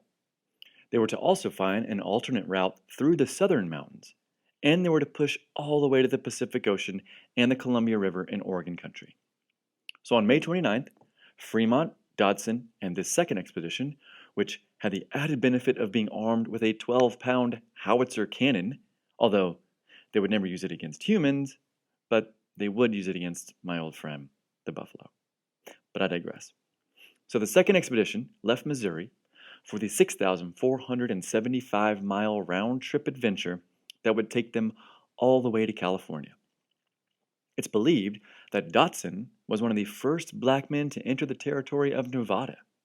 Just beyond that territory, when they became stuck high up in the Sierra Mountains in the dead of winter, Dodson was asked to go ahead of the main party to scout a safe path out of the mountains, which he successfully completed. Fremont would actually ask him to be a member of several successful scouting parties throughout this and subsequent journeys.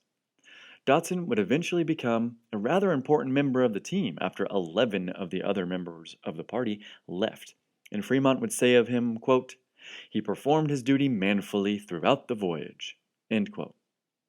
This second expedition would take them to modern-day Sacramento, Las Vegas, Nevada, the Great Basin, and they'd see Lake Tahoe. Dodson was probably the first black man to ever see it, since the others were some of the first white men to ever see Lake Tahoe. While in California, they stayed near Sacramento at a place called Sutter's Fort, which was owned by a Swiss-Mexican immigrant named Johann Sutter. Sutter actually called this little territory of his the Empire of New Helvetia, or Helvetia, I don't know. I never heard it spoken. It meant, or still means, New Switzerland. And he had his own private army that wore gaudy red uniforms that were imported from France. Ah, the good old days, when you can just declare some land your own empire, raise your own army, and import your uniforms in hideous colors from a foreign empire. Speaking of empires, Sutter bought land known as Fort Ross on the Pacific Ocean from the Russians, which effectively ended their occupation of Northern California. Sutter, just a super interesting guy, would also discover gold on his land, setting off a wave of immigrants in later years, which would bring 90,000 people from all over the world to California. 4,000 of those people, by the way, would be African Americans. Fremont obviously fell in love with this place and became good friends with Sutter. And while there, Fremont and the expedition would learn from the rapidly growing number of American settlers that Mexican authority over the territory was pretty weak. This will be important for the third expedition. Once home, Fremont would write up a lengthy and scientific study on the expedition, which would have an initial printing of 10,000 copies, and which would help countless settlers and immigrants who ventured west. Some of them, the Mormons, we'll get into in just a little bit. Back in D.C., a third expedition was quickly planned and put together that had Fremont, Dodson, and crew survey the Central Rockies, the Great Salt Lake region, and part of the Sierra Nevadas for the War Department of the United States. This was now 1845, and the U.S. had just done a little annexation of a little place called Texas, and Mexico wasn't happy. By 1846, war would break out between the two nations, but we're not there yet. So in June of 1845, around 60 heavily armed men, again led by Kit Carson, would leave for a scientific expedition and head towards California. Although the President of the United States himself, President Polk, in a secret meeting would tell Fremont that if war broke out with Mexico, to take California for the U.S. Fremont would not have to be told twice. Fremont, Dodson, and crew left from Missouri again and cut straight west through the Great Basin, into California, through the Donner Pass, the one that I've mentioned a couple times, where in exactly a year from now, a group of American settlers would get stuck in the extreme cold of the high Sierra Nevadas and have to resort to eating each other, that Donner Pass. So once in California, they headed straight for Fort Sutter again. But they wouldn't stay there long. By February of 1846, Fremont and his men, after illegally traipsing through Mexican California, drumming up American patriotism, and scouting out defensive areas, settled near Monterey, which he climbed to the top of modern-day Fremont Peak and planted the U.S. flag. Fremont loves planting those United States flags. Obviously, the Mexicans were not happy about this expedition, so under Commandant General Jose Antonio Castro, a group of Mexican military men got into a 4-day standoff with Fremont and his crew, which ended with the expedition fleeing north into Oregon. In Oregon, for inexplicable reasons, Fremont, Dodson, Carson, and crew, after being told by local American settlers that some Wintu Indians were going to attack them, massacred anywhere from 150 to 600 of them. Kit Carson would say, quote, "It was a perfect butchery," end quote. Not a single member of the expedition was injured or killed in the attack. Not long after that, a couple members of the expedition would be killed by Klamath Indians, which would result in 14 Klamath villagers being killed by the expedition. Again, not a single member was injured or killed in that subsequent massacre. There's a quote by a member of the expedition who claims to have not participated in the Wintu massacre, but who said, "I think that I hate an Indian as badly as anybody, and have as good reason to hate them. But I don't think that I could have assisted in that slaughter. It takes two to fight or quarrel, but in that case, there was but one side fighting, and the other side trying to escape." End quote. Sometimes you meet such exciting men who, through their stories, you kind of start to look up to. And then you read about the two, not one, but two massacres they perpetrated. Possibly 3 a bit later. It sucks. But I wasn't there with Fremont or Dodson or Carson, so who knows what was going through their minds.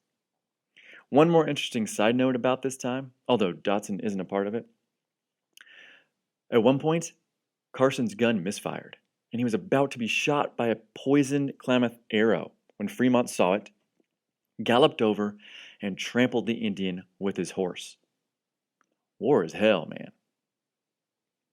A few weeks later, the whole expedition would re-enter Mexican California, where they'd steal 170 horses from Castro, gain a bunch of new volunteers and followers, and turn their little scientific expedition into a purely military one.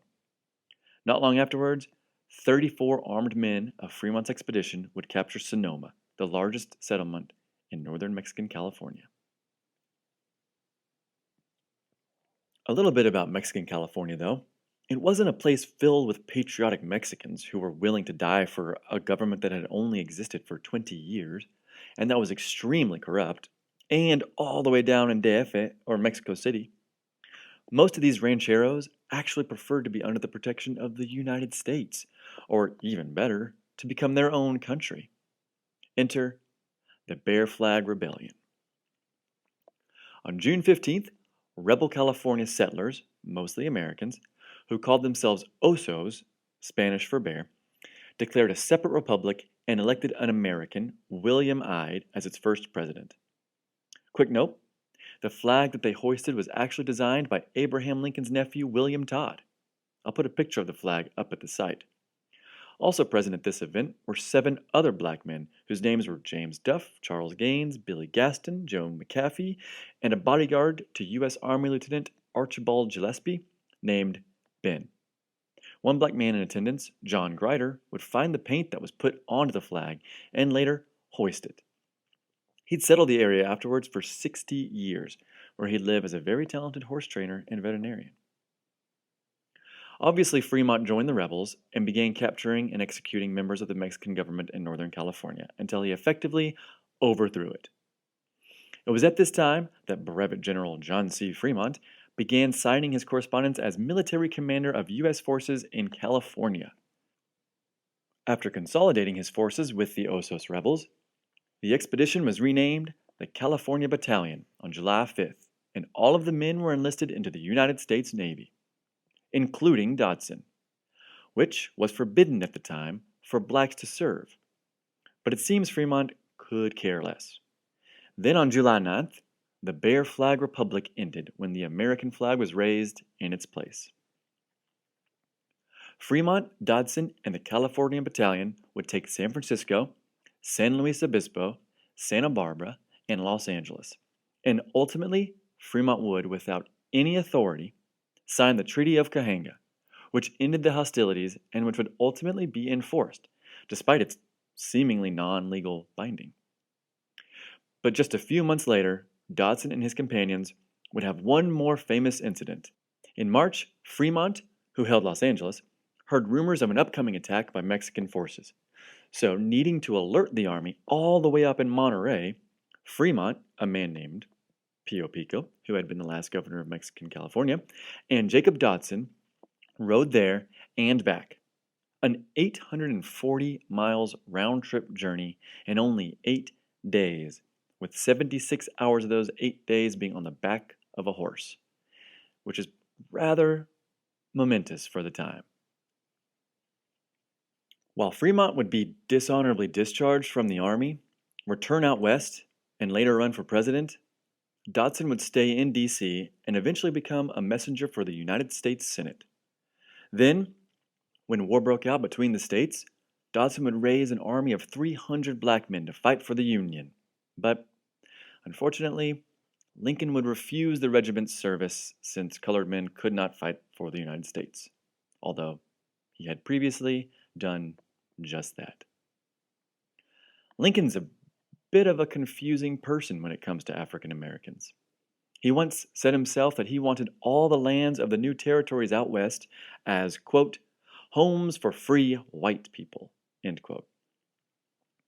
A certain area of land in Central America, which would have been named Lincolnia, was proposed by Republicans during the Civil War as a place to relocate all blacks in the country after the president asked for a plan of their resettlement to do just that. During the war, though, Fremont would rejoin the army and move back east, where he'd be given full command of the Department of the West by Lincoln. The West he was fighting in was Missouri, and that was a rough state to be in during the Civil War, where half the state were Rebs and the other half were Union. It's at this point I should mention that if you are issuing commands as a President of the United States to John C. Fremont, you absolutely must not be vague, because this man will go all out. Lincoln gave him full command of Missouri, no oversight. So, to punish the rebels, on August 30th of 1861, Fremont declared martial law and emancipated all slaves in Missouri. A shocked Abraham Lincoln would command Fremont to overturn this decision, but Fremont would refuse and say, quote, I thought this was the whole point of the war, end quote. Because of this refusal, President Lincoln would dismiss him from his command. Later in the war, Lincoln would confide privately that he sympathized with Fremont's intentions, but that Fremont had overreached. Of course, Lincoln would ultimately issue the Emancipation Proclamation and free all slaves in the U.S., so in the end, His legacy is one of freedom, justice, and righteousness. But Fremont definitely beat him to it. And it's hypothesized that if Fremont had won the 1856 election, which he ran as a Republican, the Civil War would have started then. And I'm inclined to believe it. Even before they were published, some of Fremont's notes on the West from his first expedition had somehow made it into the hands of a man named Joseph Smith, who would eventually suggest his followers, the Mormons, build a settlement by the Great Salt Lake so that they could escape the tyranny from non-church members that was meeting them in Illinois and Missouri. Then, after Smith's martyrdom, Brigham Young would gain a copy of one of those 10,000 notes that were printed on completion of Fremont's second expedition, further cementing the fate of members of the Church of Jesus Christ of Latter-day Saints, or Mormons. The growing church, while mostly Anglo-white Americans, did have blacks among its congregation. Joseph Smith would baptize and ordain the priesthood and give leadership positions to the church's new black converts. He himself, quite a departure of thinking for the time, wrote in his journal that enslaved people owned by Mormons should be brought, quote, into a free country and set free, educate them and give them equal rights, end quote. He'd later say that black people actually have souls and are human, and that given an equal environment, they'd be on the same level as whites. The doctrine Smith espoused condemned all forms of human bondage, and for a time, in the beginning, the church was rather vocal in its opposition to slavery. Mormon newspapers would condemn the institution that had turned the U.S. into, quote, an asylum for the oppressed, end quote. Joseph Smith even ran for president in 1844, with one of his platforms calling for the, quote, breakdown of slavery, end quote, and the destruction of the, quote, shackles from the poor black man, end quote. But Joseph Smith would be shot and killed while in prison in Missouri, as the members would be murdered, tarred and feathered, and would lose their rights as citizens. Maybe out of fear of further violent persecution, the church would eventually relent on slavery and ask members to keep out of interfering with it. Then, Brigham Young would become the next leader of the church, and he would ultimately be the one to lead the saints into Salt Lake and keep slavery alive in Utah. But first, they had to get there. Oscar Crosby, Hark Lay, and Green Flake, all slaves of Southern Mormons, accompanied Young on that initial journey. They were essentially sent ahead of their masters to help prepare a settlement, and they became a vital part of the pioneering trek. They even helped to improve the wagon trail they would use to enter the Salt Lake Valley. Green Flake actually drove the first wagon into Immigration Canyon, and by the time other members began arriving, he'd already planted crops and built a comfortable log cabin for James and Agnes Flake, his owners. He'd shortly after become emancipated, and he'd live out the rest of his days in Idaho Falls.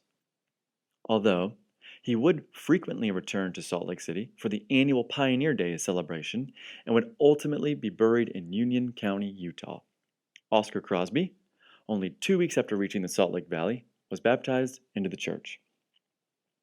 It's estimated that in those first 4 years of Mormon settlement in the Salt Lake area, that 110 to 119 slaves and free blacks would arrive. One of those brave men and women was John Burton, who'd been born into slavery in Virginia in 1797, but was eventually baptized into the church when his owners, John and Susan Burton, converted.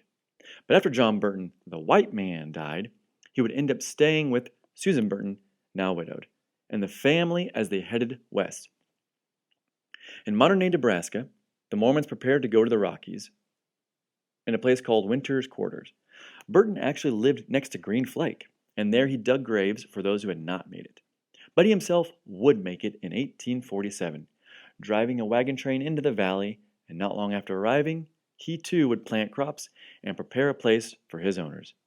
But the church had other plans, and it would send the Burtons and crew to southern Utah to create more colonies in that region.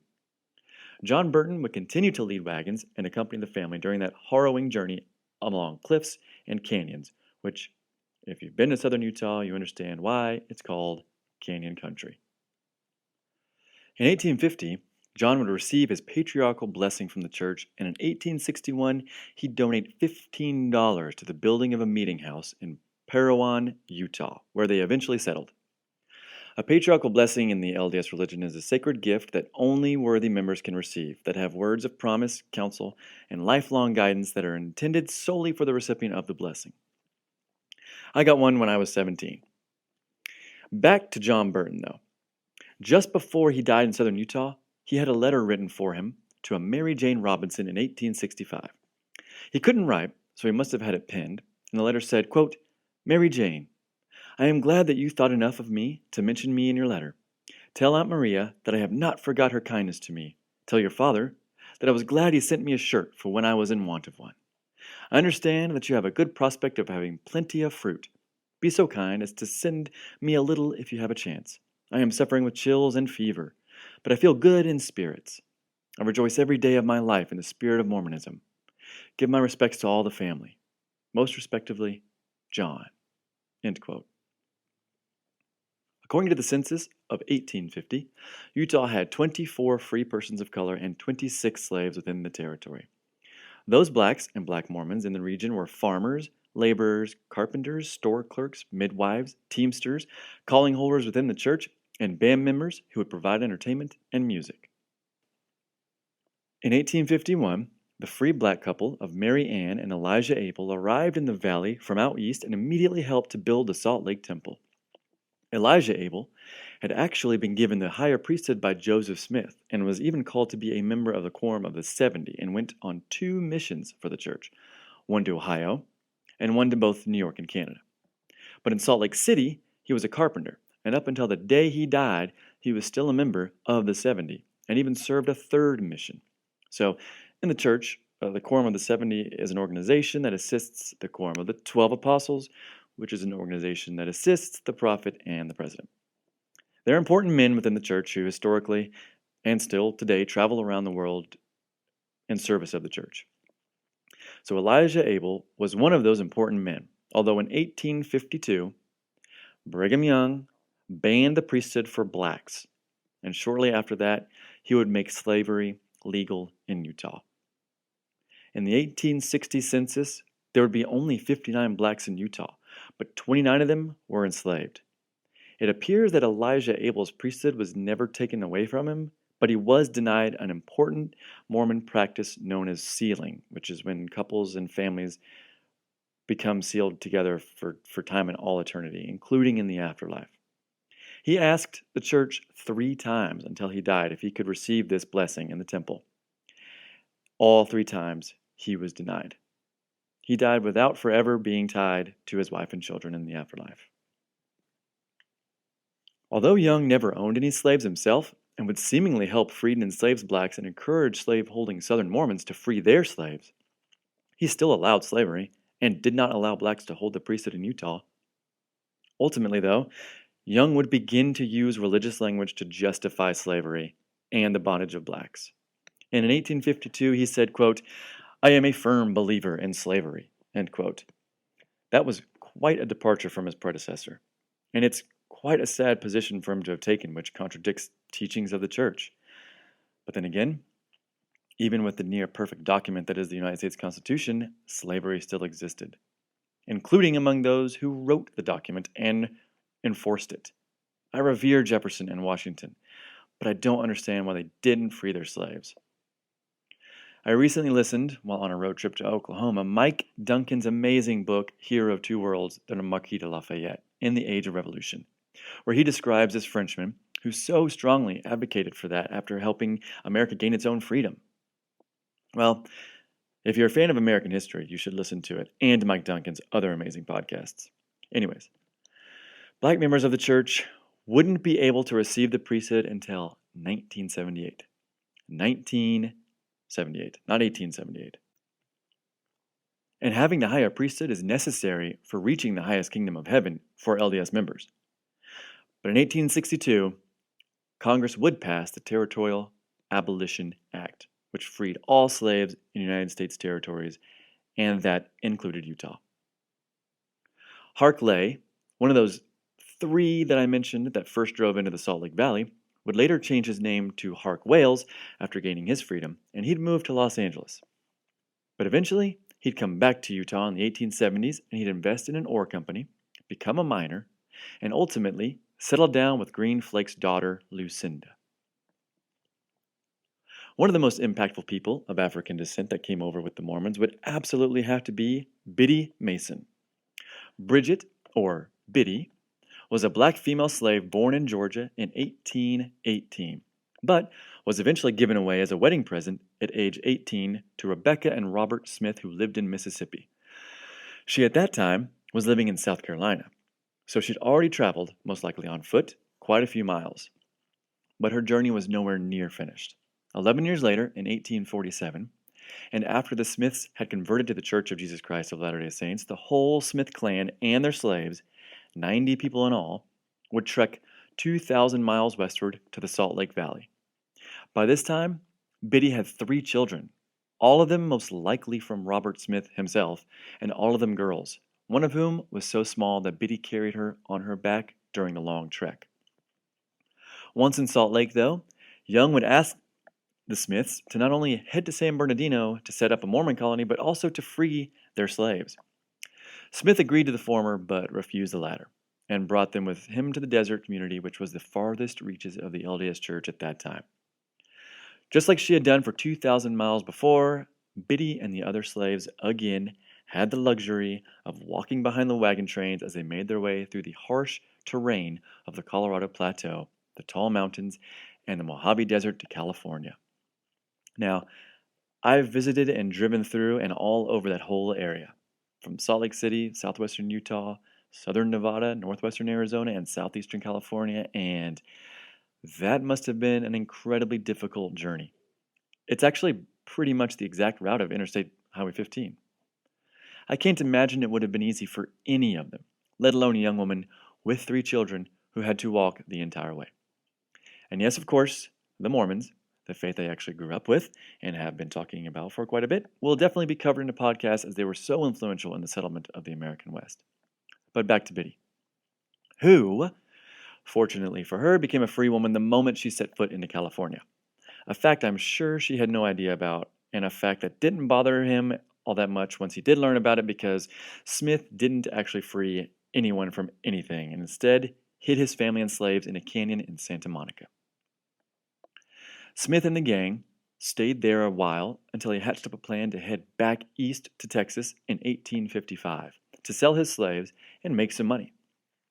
By this point, he'd fallen out with the church and had fallen on hard times. But thankfully, local forces, not happy about a Southern Mormon slaveholder hanging out in the Santa Monica Mountains, were against the Smiths, and eventually the Los Angeles County Sheriff, a man named Frank DeWitt, was called in to seize the Smiths' property and set them free. So, Biddy and the others awaited their trial, which was paid for by black community members in Los Angeles, and which would ultimately set them free in the sheriff's jail, quote-unquote, for their safety. Then finally, in 1856, Biddy, her 3 kids, and 10 other blacks were freed from Robert Smith, who never even bothered to show up in court. The judge, after granting them their already legal right to freedom, hoped that she and the other blacks would, quote, become settled and go to work for themselves, in peace and without fear, end quote. That is exactly what Biddy was about to do. Once a free woman, Biddy, having never been given a last name, chose the surname Mason after a Mormon apostle in San Bernardino before moving to Los Angeles. This is where her story gets truly incredible. Once in Los Angeles, Biddy moved into the home of Robert Owens, a black man born into slavery himself in Texas, and who had originally alerted the sheriff to the Smiths' slaves' presence and had helped pay for their trial.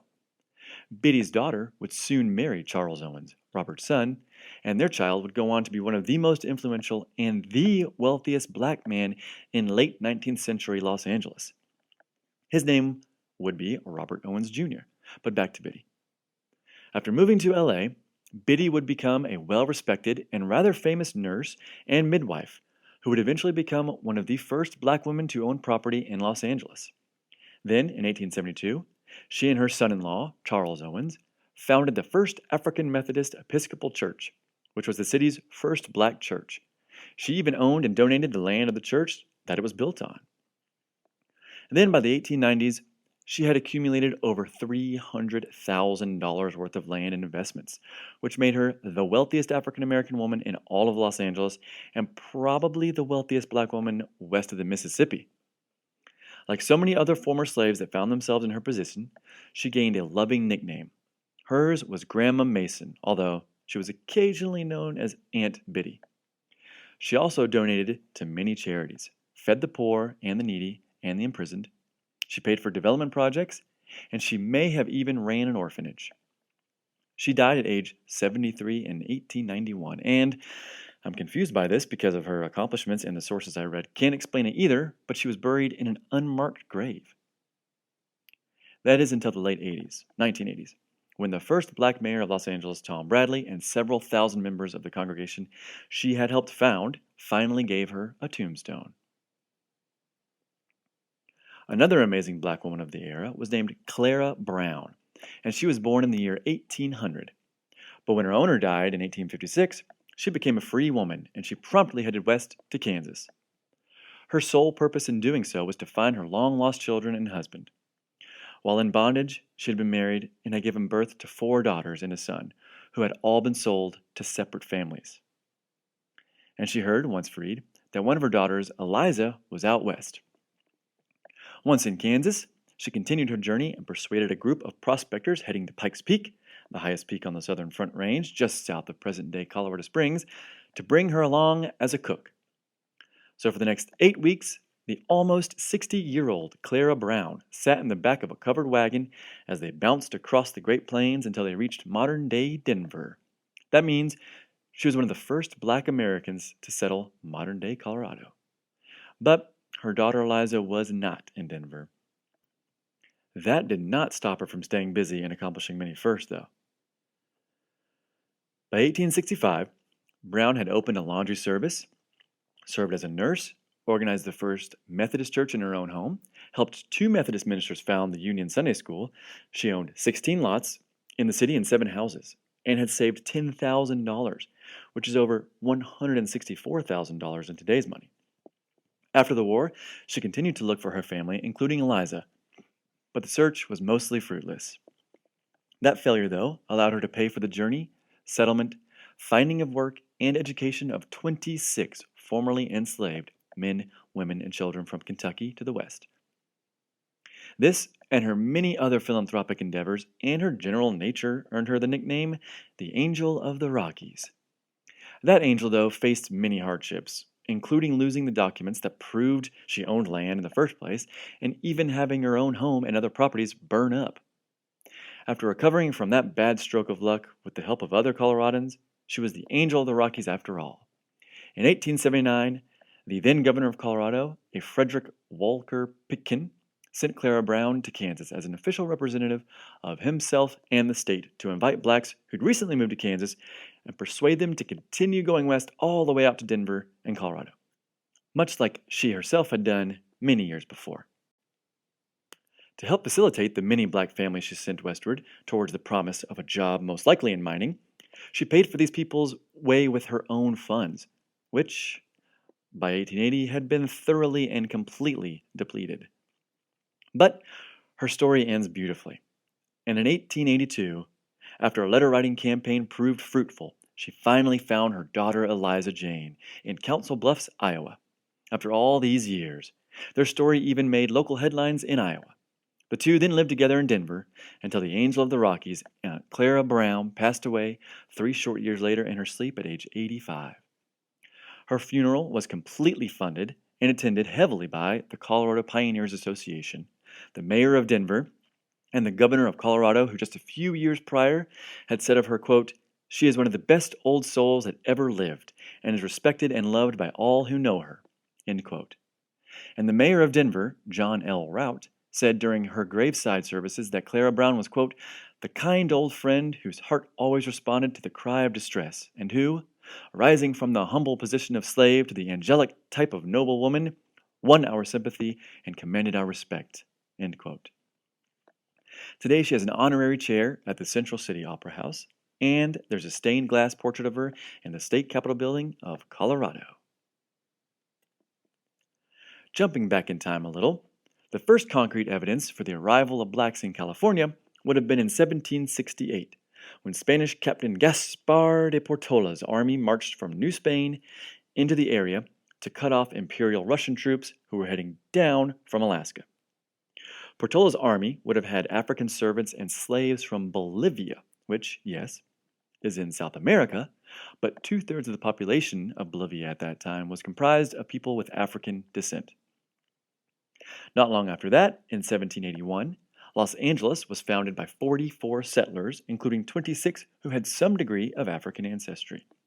In a 1790 Spanish census of the state, all the major areas of occupation had around 18% of their population as black, which, being so, seemed to have little bearing on one's wealth or standing within the community.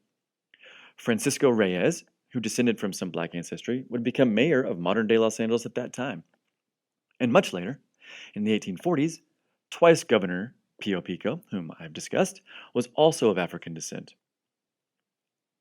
And an interesting note about Pico, his ranch in San Diego would later become Camp Pendleton, the United States Marine Base. Sticking to Pico's time, in 1841, a half-Danish, half-African man from the Virgin Islands named William Leidesdorf would land in modern-day San Francisco, but later make his way slightly eastward to become neighbors with John Sutter of the previously mentioned Sutter's Fort fame, placing him squarely in the crosshairs of history. Not only would he meet Fremont and Pico, but he'd later become the first African American in the U.S. diplomatic service after being named Vice Consul of California to the U.S. He'd even denounce Americans in California at the time who opposed American intervention as, quote, more Mexican than the Mexicans themselves, end quote. William, because I'm unsure of how to pronounce his Danish last name, would usher the Americans into the port of San Francisco, spend an evening with Captain Montgomery of the U.S. Navy, discussing plans of action, and raise the American flag in the town plaza. Not long after, William would construct the city's first hotel, establish its first public school, organize its first horse race, and launch the city's first steam-powered ship. When he died young, at the age of 38, the city's flags flew at half-mast, the school's children stayed home, the businesses closed, and cannons fired in his honor. After the California gold rush began, hundreds of thousands of people would flood into the territory and try to strike it rich, and plenty of those people were African Americans. Many of them planned to use California as a way to escape slavery forever, while others, newly freed, hoped to make enough money to purchase the rest of their family and carry them back to that coast and to the supposed freedoms it held. And it did hold freedoms for many, as we've seen. Unfortunately, not for all of those blacks who would make the journey. 3 such black men would be known to history as Negro Joe, Little West, and Smith, and they would all become lost in what we now call Death Valley in 1849. The sufferings of their company of pioneers in the area would even give the place its name, but we're unsure of those 3's ultimate fate. George Alfred Fraser Monroe was a magnetic character who was known by his employer as, quote, the best all-round reinsman in the West, end quote, and also, quote, he was a wonder in every way, end quote. Monroe left Georgia at age 11 in 1855, and by 22, he'd made it to California and took a job driving for the A.H. Washburn and Company stage line through the treacherous cliffside roads into Yosemite. By 1879, his legendary driving skills had earned him a spot as the driver of the then ex-president Ulysses S. Grant and his wife. The 26-mile journey was make your palms sweat scary, and at one point the stagecoach's wheels were grating along the granite cliffside, while the other wheels were inches from a 1,000-foot drop into oblivion. And apparently, Ulysses was not a backseat driver. He actually sat up front next to Monroe during that harrowing drive, and would later marvel that Monroe would, quote, throw those 6 animals from one side to the other to avoid a stone or chuckle as if they were a single horse, end quote. In his entire career, he never once caused injury to a single passenger, horse, or coach, unless you count some scratches to the wheels. By the time he passed away in 1886, He'd also driven 2 more presidents into Yosemite, those presidents being James A. Garfield and Rutherford B. Hayes. And even one man that just won't quit this podcast, General William Tecumseh Sherman. He'd later earn the nickname the Knight of the Sierras. But, in an unfortunate twist of fate, he actually died as a passenger of a stagecoach when it overturned. If only he had been the driver. A couple months ago, I read about a man in the March and April 2021 issue of Archaeology magazine named Nathan Harris, whose stone cabin on Palomar Mountain just outside of San Diego had recently been rediscovered and was being excavated.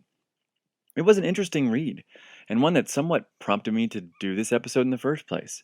He was that region's first black homesteader, and he seemingly lived an exciting life.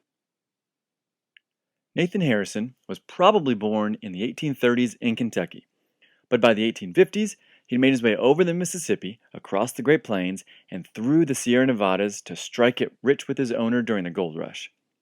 Once his owner had died, though, it appears he gained his independence and migrated down south to settle the area known as Rincon, which was at the base of Palomar Mountain.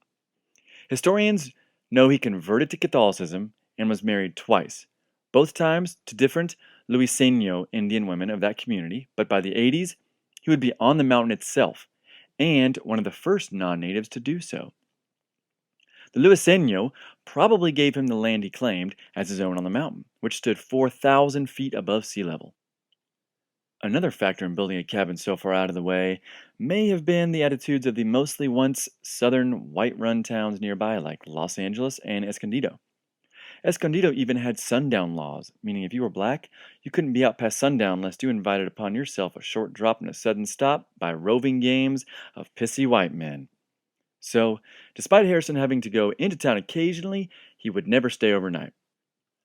I should give a brief description of the megafauna of the area, though.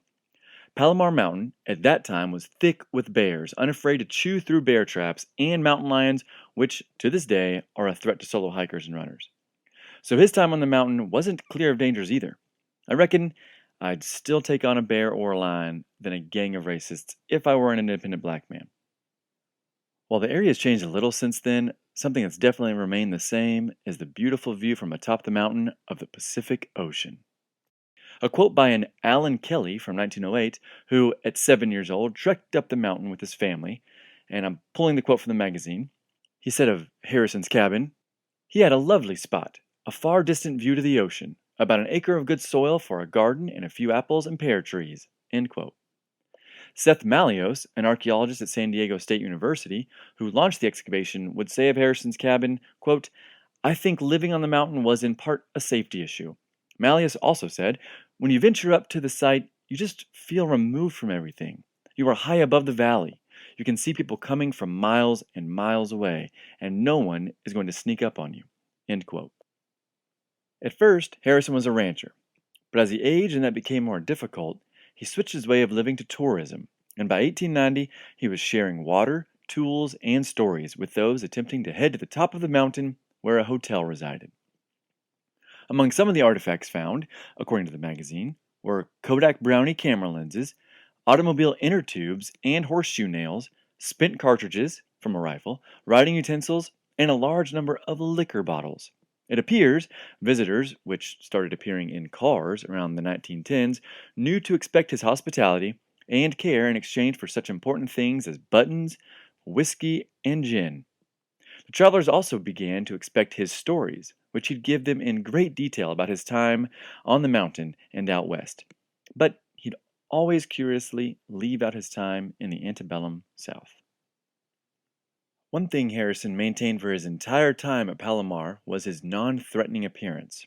White visitors never mentioned him carrying a rifle, and although he was probably the most photographed person in the entire area of San Diego at that time, only one of the 31 surviving pictures of him have a rifle in it, and the rifle is nowhere near him. And while his neighbors said he rode a white horse, a tall white horse, around the property, visitors would never record it. Down the mountains and in the towns along the coast, it would become harder and harder for black men to stay independent and maintain such a free way of life that Harrison experienced. He even hid his literacy until his deathbed in 1920. During the Trail of Tears, the southern, quote-unquote, 5 civilized tribes of Choctaws, Cherokees, Chickasaws, Creeks, and Seminoles brought their slaves with them to the Indian Territory of Oklahoma. Just like their old neighbors in the South, black slavery had become a large part of these tribes, or some of these tribes, culture and way of life. For many, the slaves even served to help bridge the two worlds of the whites and the Indians by being used as interpreters. But just as in the South, the Native American tribes also feared, especially all the way out in Oklahoma, where the law was less entrenched, for the potential of a slave uprising. This was especially true for the Cherokees, who were the largest slave-holding tribe. Then, on the morning of November 15th, 1842, the dreaded slave revolt had begun when 25 slaves locked their masters and overseers inside their own homes as they slept. They then stole guns, horses, mules, ammunition, food, and supplies, and headed south towards Mexico with their women and children. As they passed through the Creek Nation, though, 10 more slaves would join them, and the word was spreading. Once they'd reached the Choctaw Nation, they ran into 2 slave hunters, one a white man and one a Delaware Indian, who were returning with a family of escaped slaves. So obviously they set this family free and killed the slavers.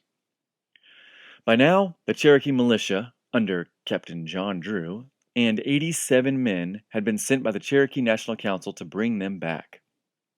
And then, with only 7 more miles to go before reaching the Red River in Texas, which would have been out of reach for the militia, they were surrounded. The temporarily free slaves gave up without a fight, and then 5 of them were executed for the murder of the 2 slave hunters. Most of the others were sent to the hard labor work of shoveling coal on steamboats on the Ohio, Arkansas, and Missouri rivers by a Cherokee man named Joseph Van. Van was the owner of most of the original revolters. 2 years later, he would explode, literally, in the Lucy Walker steamboat disaster. It would be an ironic twist of fate that he exploded on a steamboat that he sent his slaves to shovel coal on, but 100 other innocent people also perished. While the revolt ultimately failed, by 1851 it had inspired over 300 other slaves to flee Indian Territory from Mexico, Kansas, or even further west. The Cherokees would go on blaming free and armed black Seminoles who lived nearby, which caused the nation to pass a law commanding all free African Americans, except for former Cherokee slaves, to leave the nation being the Cherokee Nation. Since I'll be covering the Civil War in a later podcast, I'll skip over the Upper Creek chief Opothlayahola and the harrowing story of the blacks and Indians that fled to Kansas under his leadership on what became known as the Trail of Blood on Ice in 1861, but know that it's a very tense story that's often overlooked. The Indian Territory of Oklahoma, especially after the Civil War, was a popular place for people to escape from the law. Murderers, bootleggers, horse thieves, stagecoach and train robbers, and all manner of outlaw took advantage of its many hiding places and questionable jurisdiction. Enter Bass Reeves, who would serve as a deputy U.S. Marshal in an area that included 75,000 square miles of Arkansas, Texas, and Oklahoma.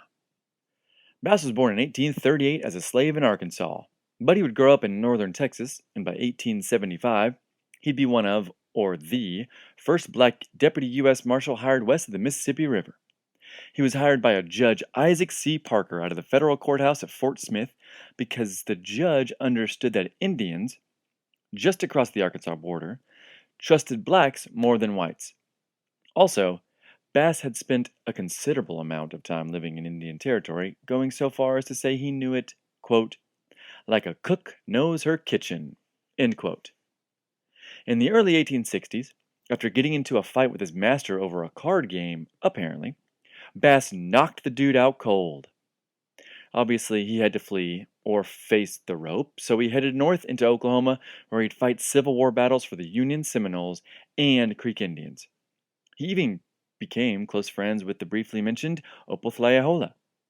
And another quick mention about Bass Reeves' time in the Civil War, his master, obviously, joined the Confederates, and he also seemed to have followed his master into the war, so Reeves may have fought on both sides, although he was probably a cook for the Confederate side. Described as quote-unquote invincible, Bass was over 6 feet tall, fearless, and such an excellent shot that later in life he'd be barred from competing in some shooting competitions. In 1909, the Muskogee Times-Democrat wrote of him, quote, "In the early days when the Indian country was overridden with outlaws, Reeves would herd into Fort Smith, often single-handed, bands of men charged with crimes from bootlegging to murder. He was paid fees in those days that sometimes amounted to thousands of dollars for a single trip.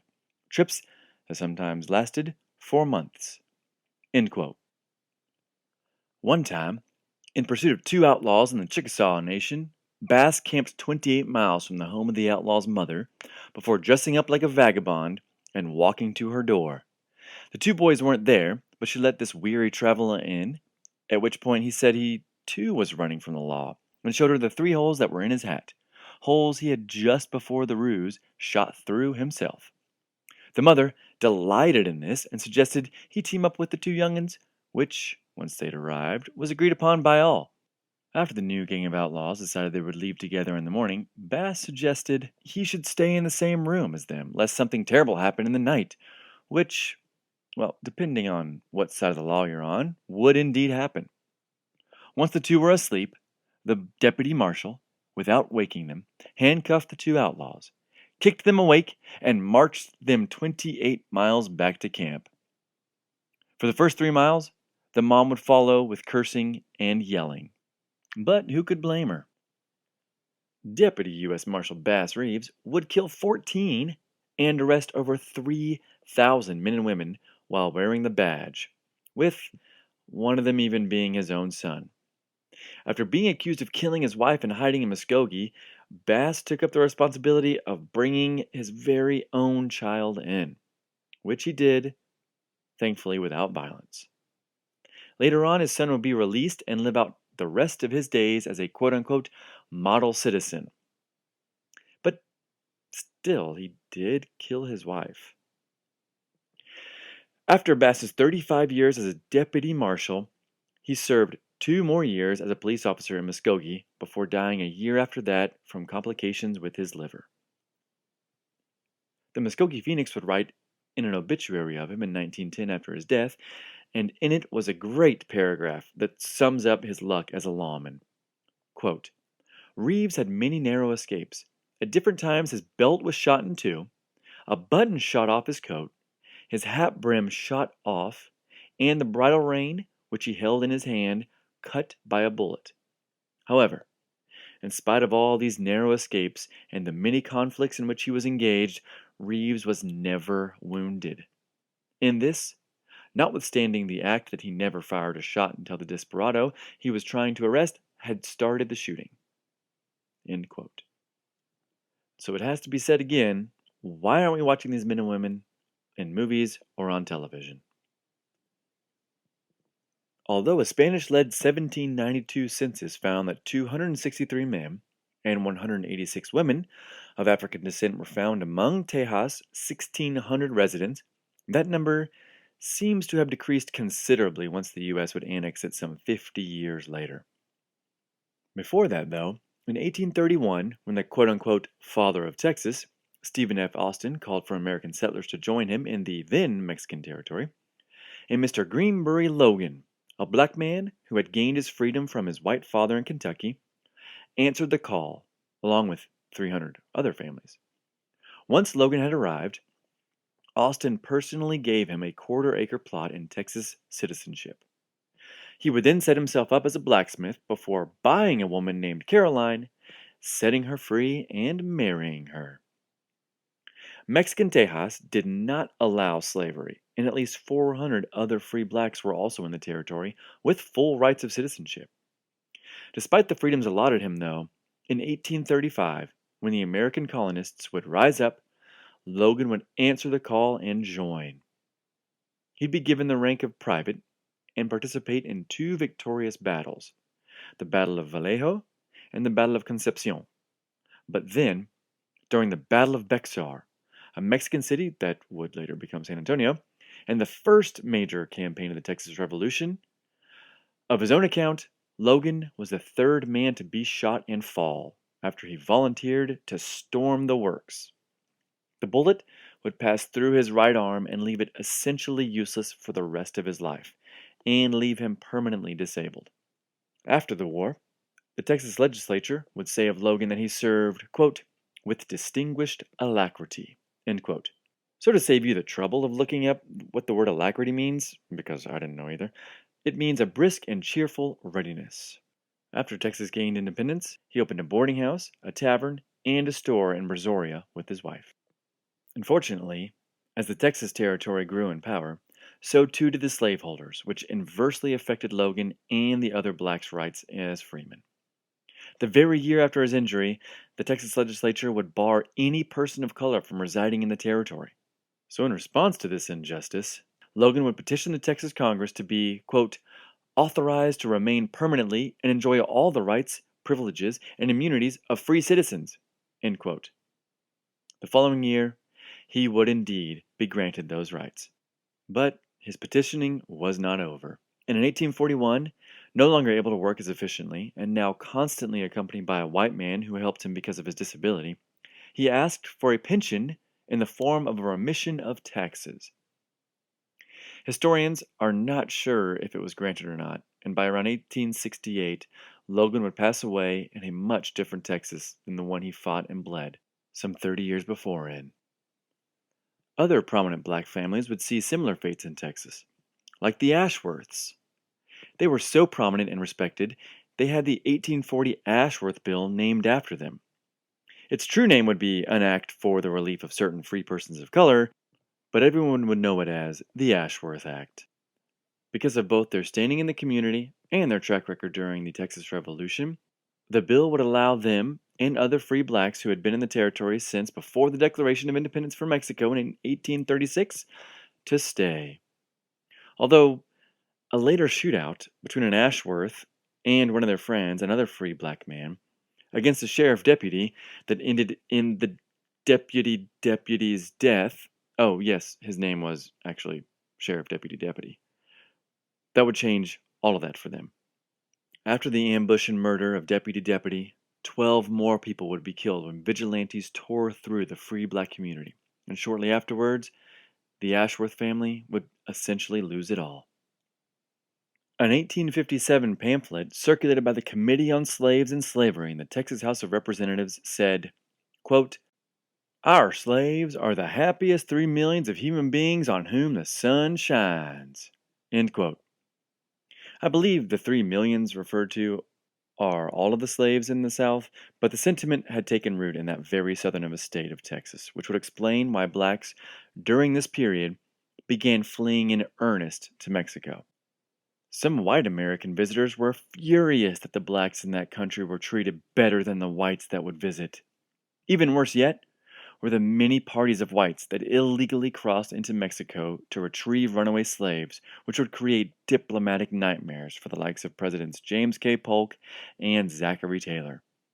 By 1861, the start of the Civil War, there would be 4,000 now free blacks living on the other side of the Rio Grande. But in Texas and at the Civil War is where I'm going to end this episode, because the next one is about black cowboys, and this is exactly when and where their story would truly take off.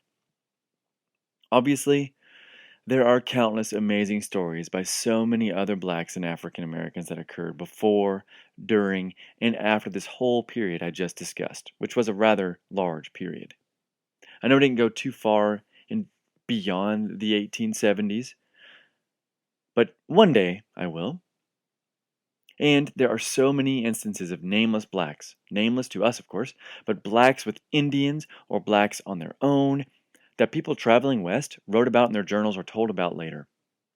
Some would carry white flags. Some of the blacks would carry white flags for their owners through Apache territory in the hopes that Indians wouldn't kill them after they discovered the Apaches were curious at the black man's skin, as opposed to what the white men were carrying.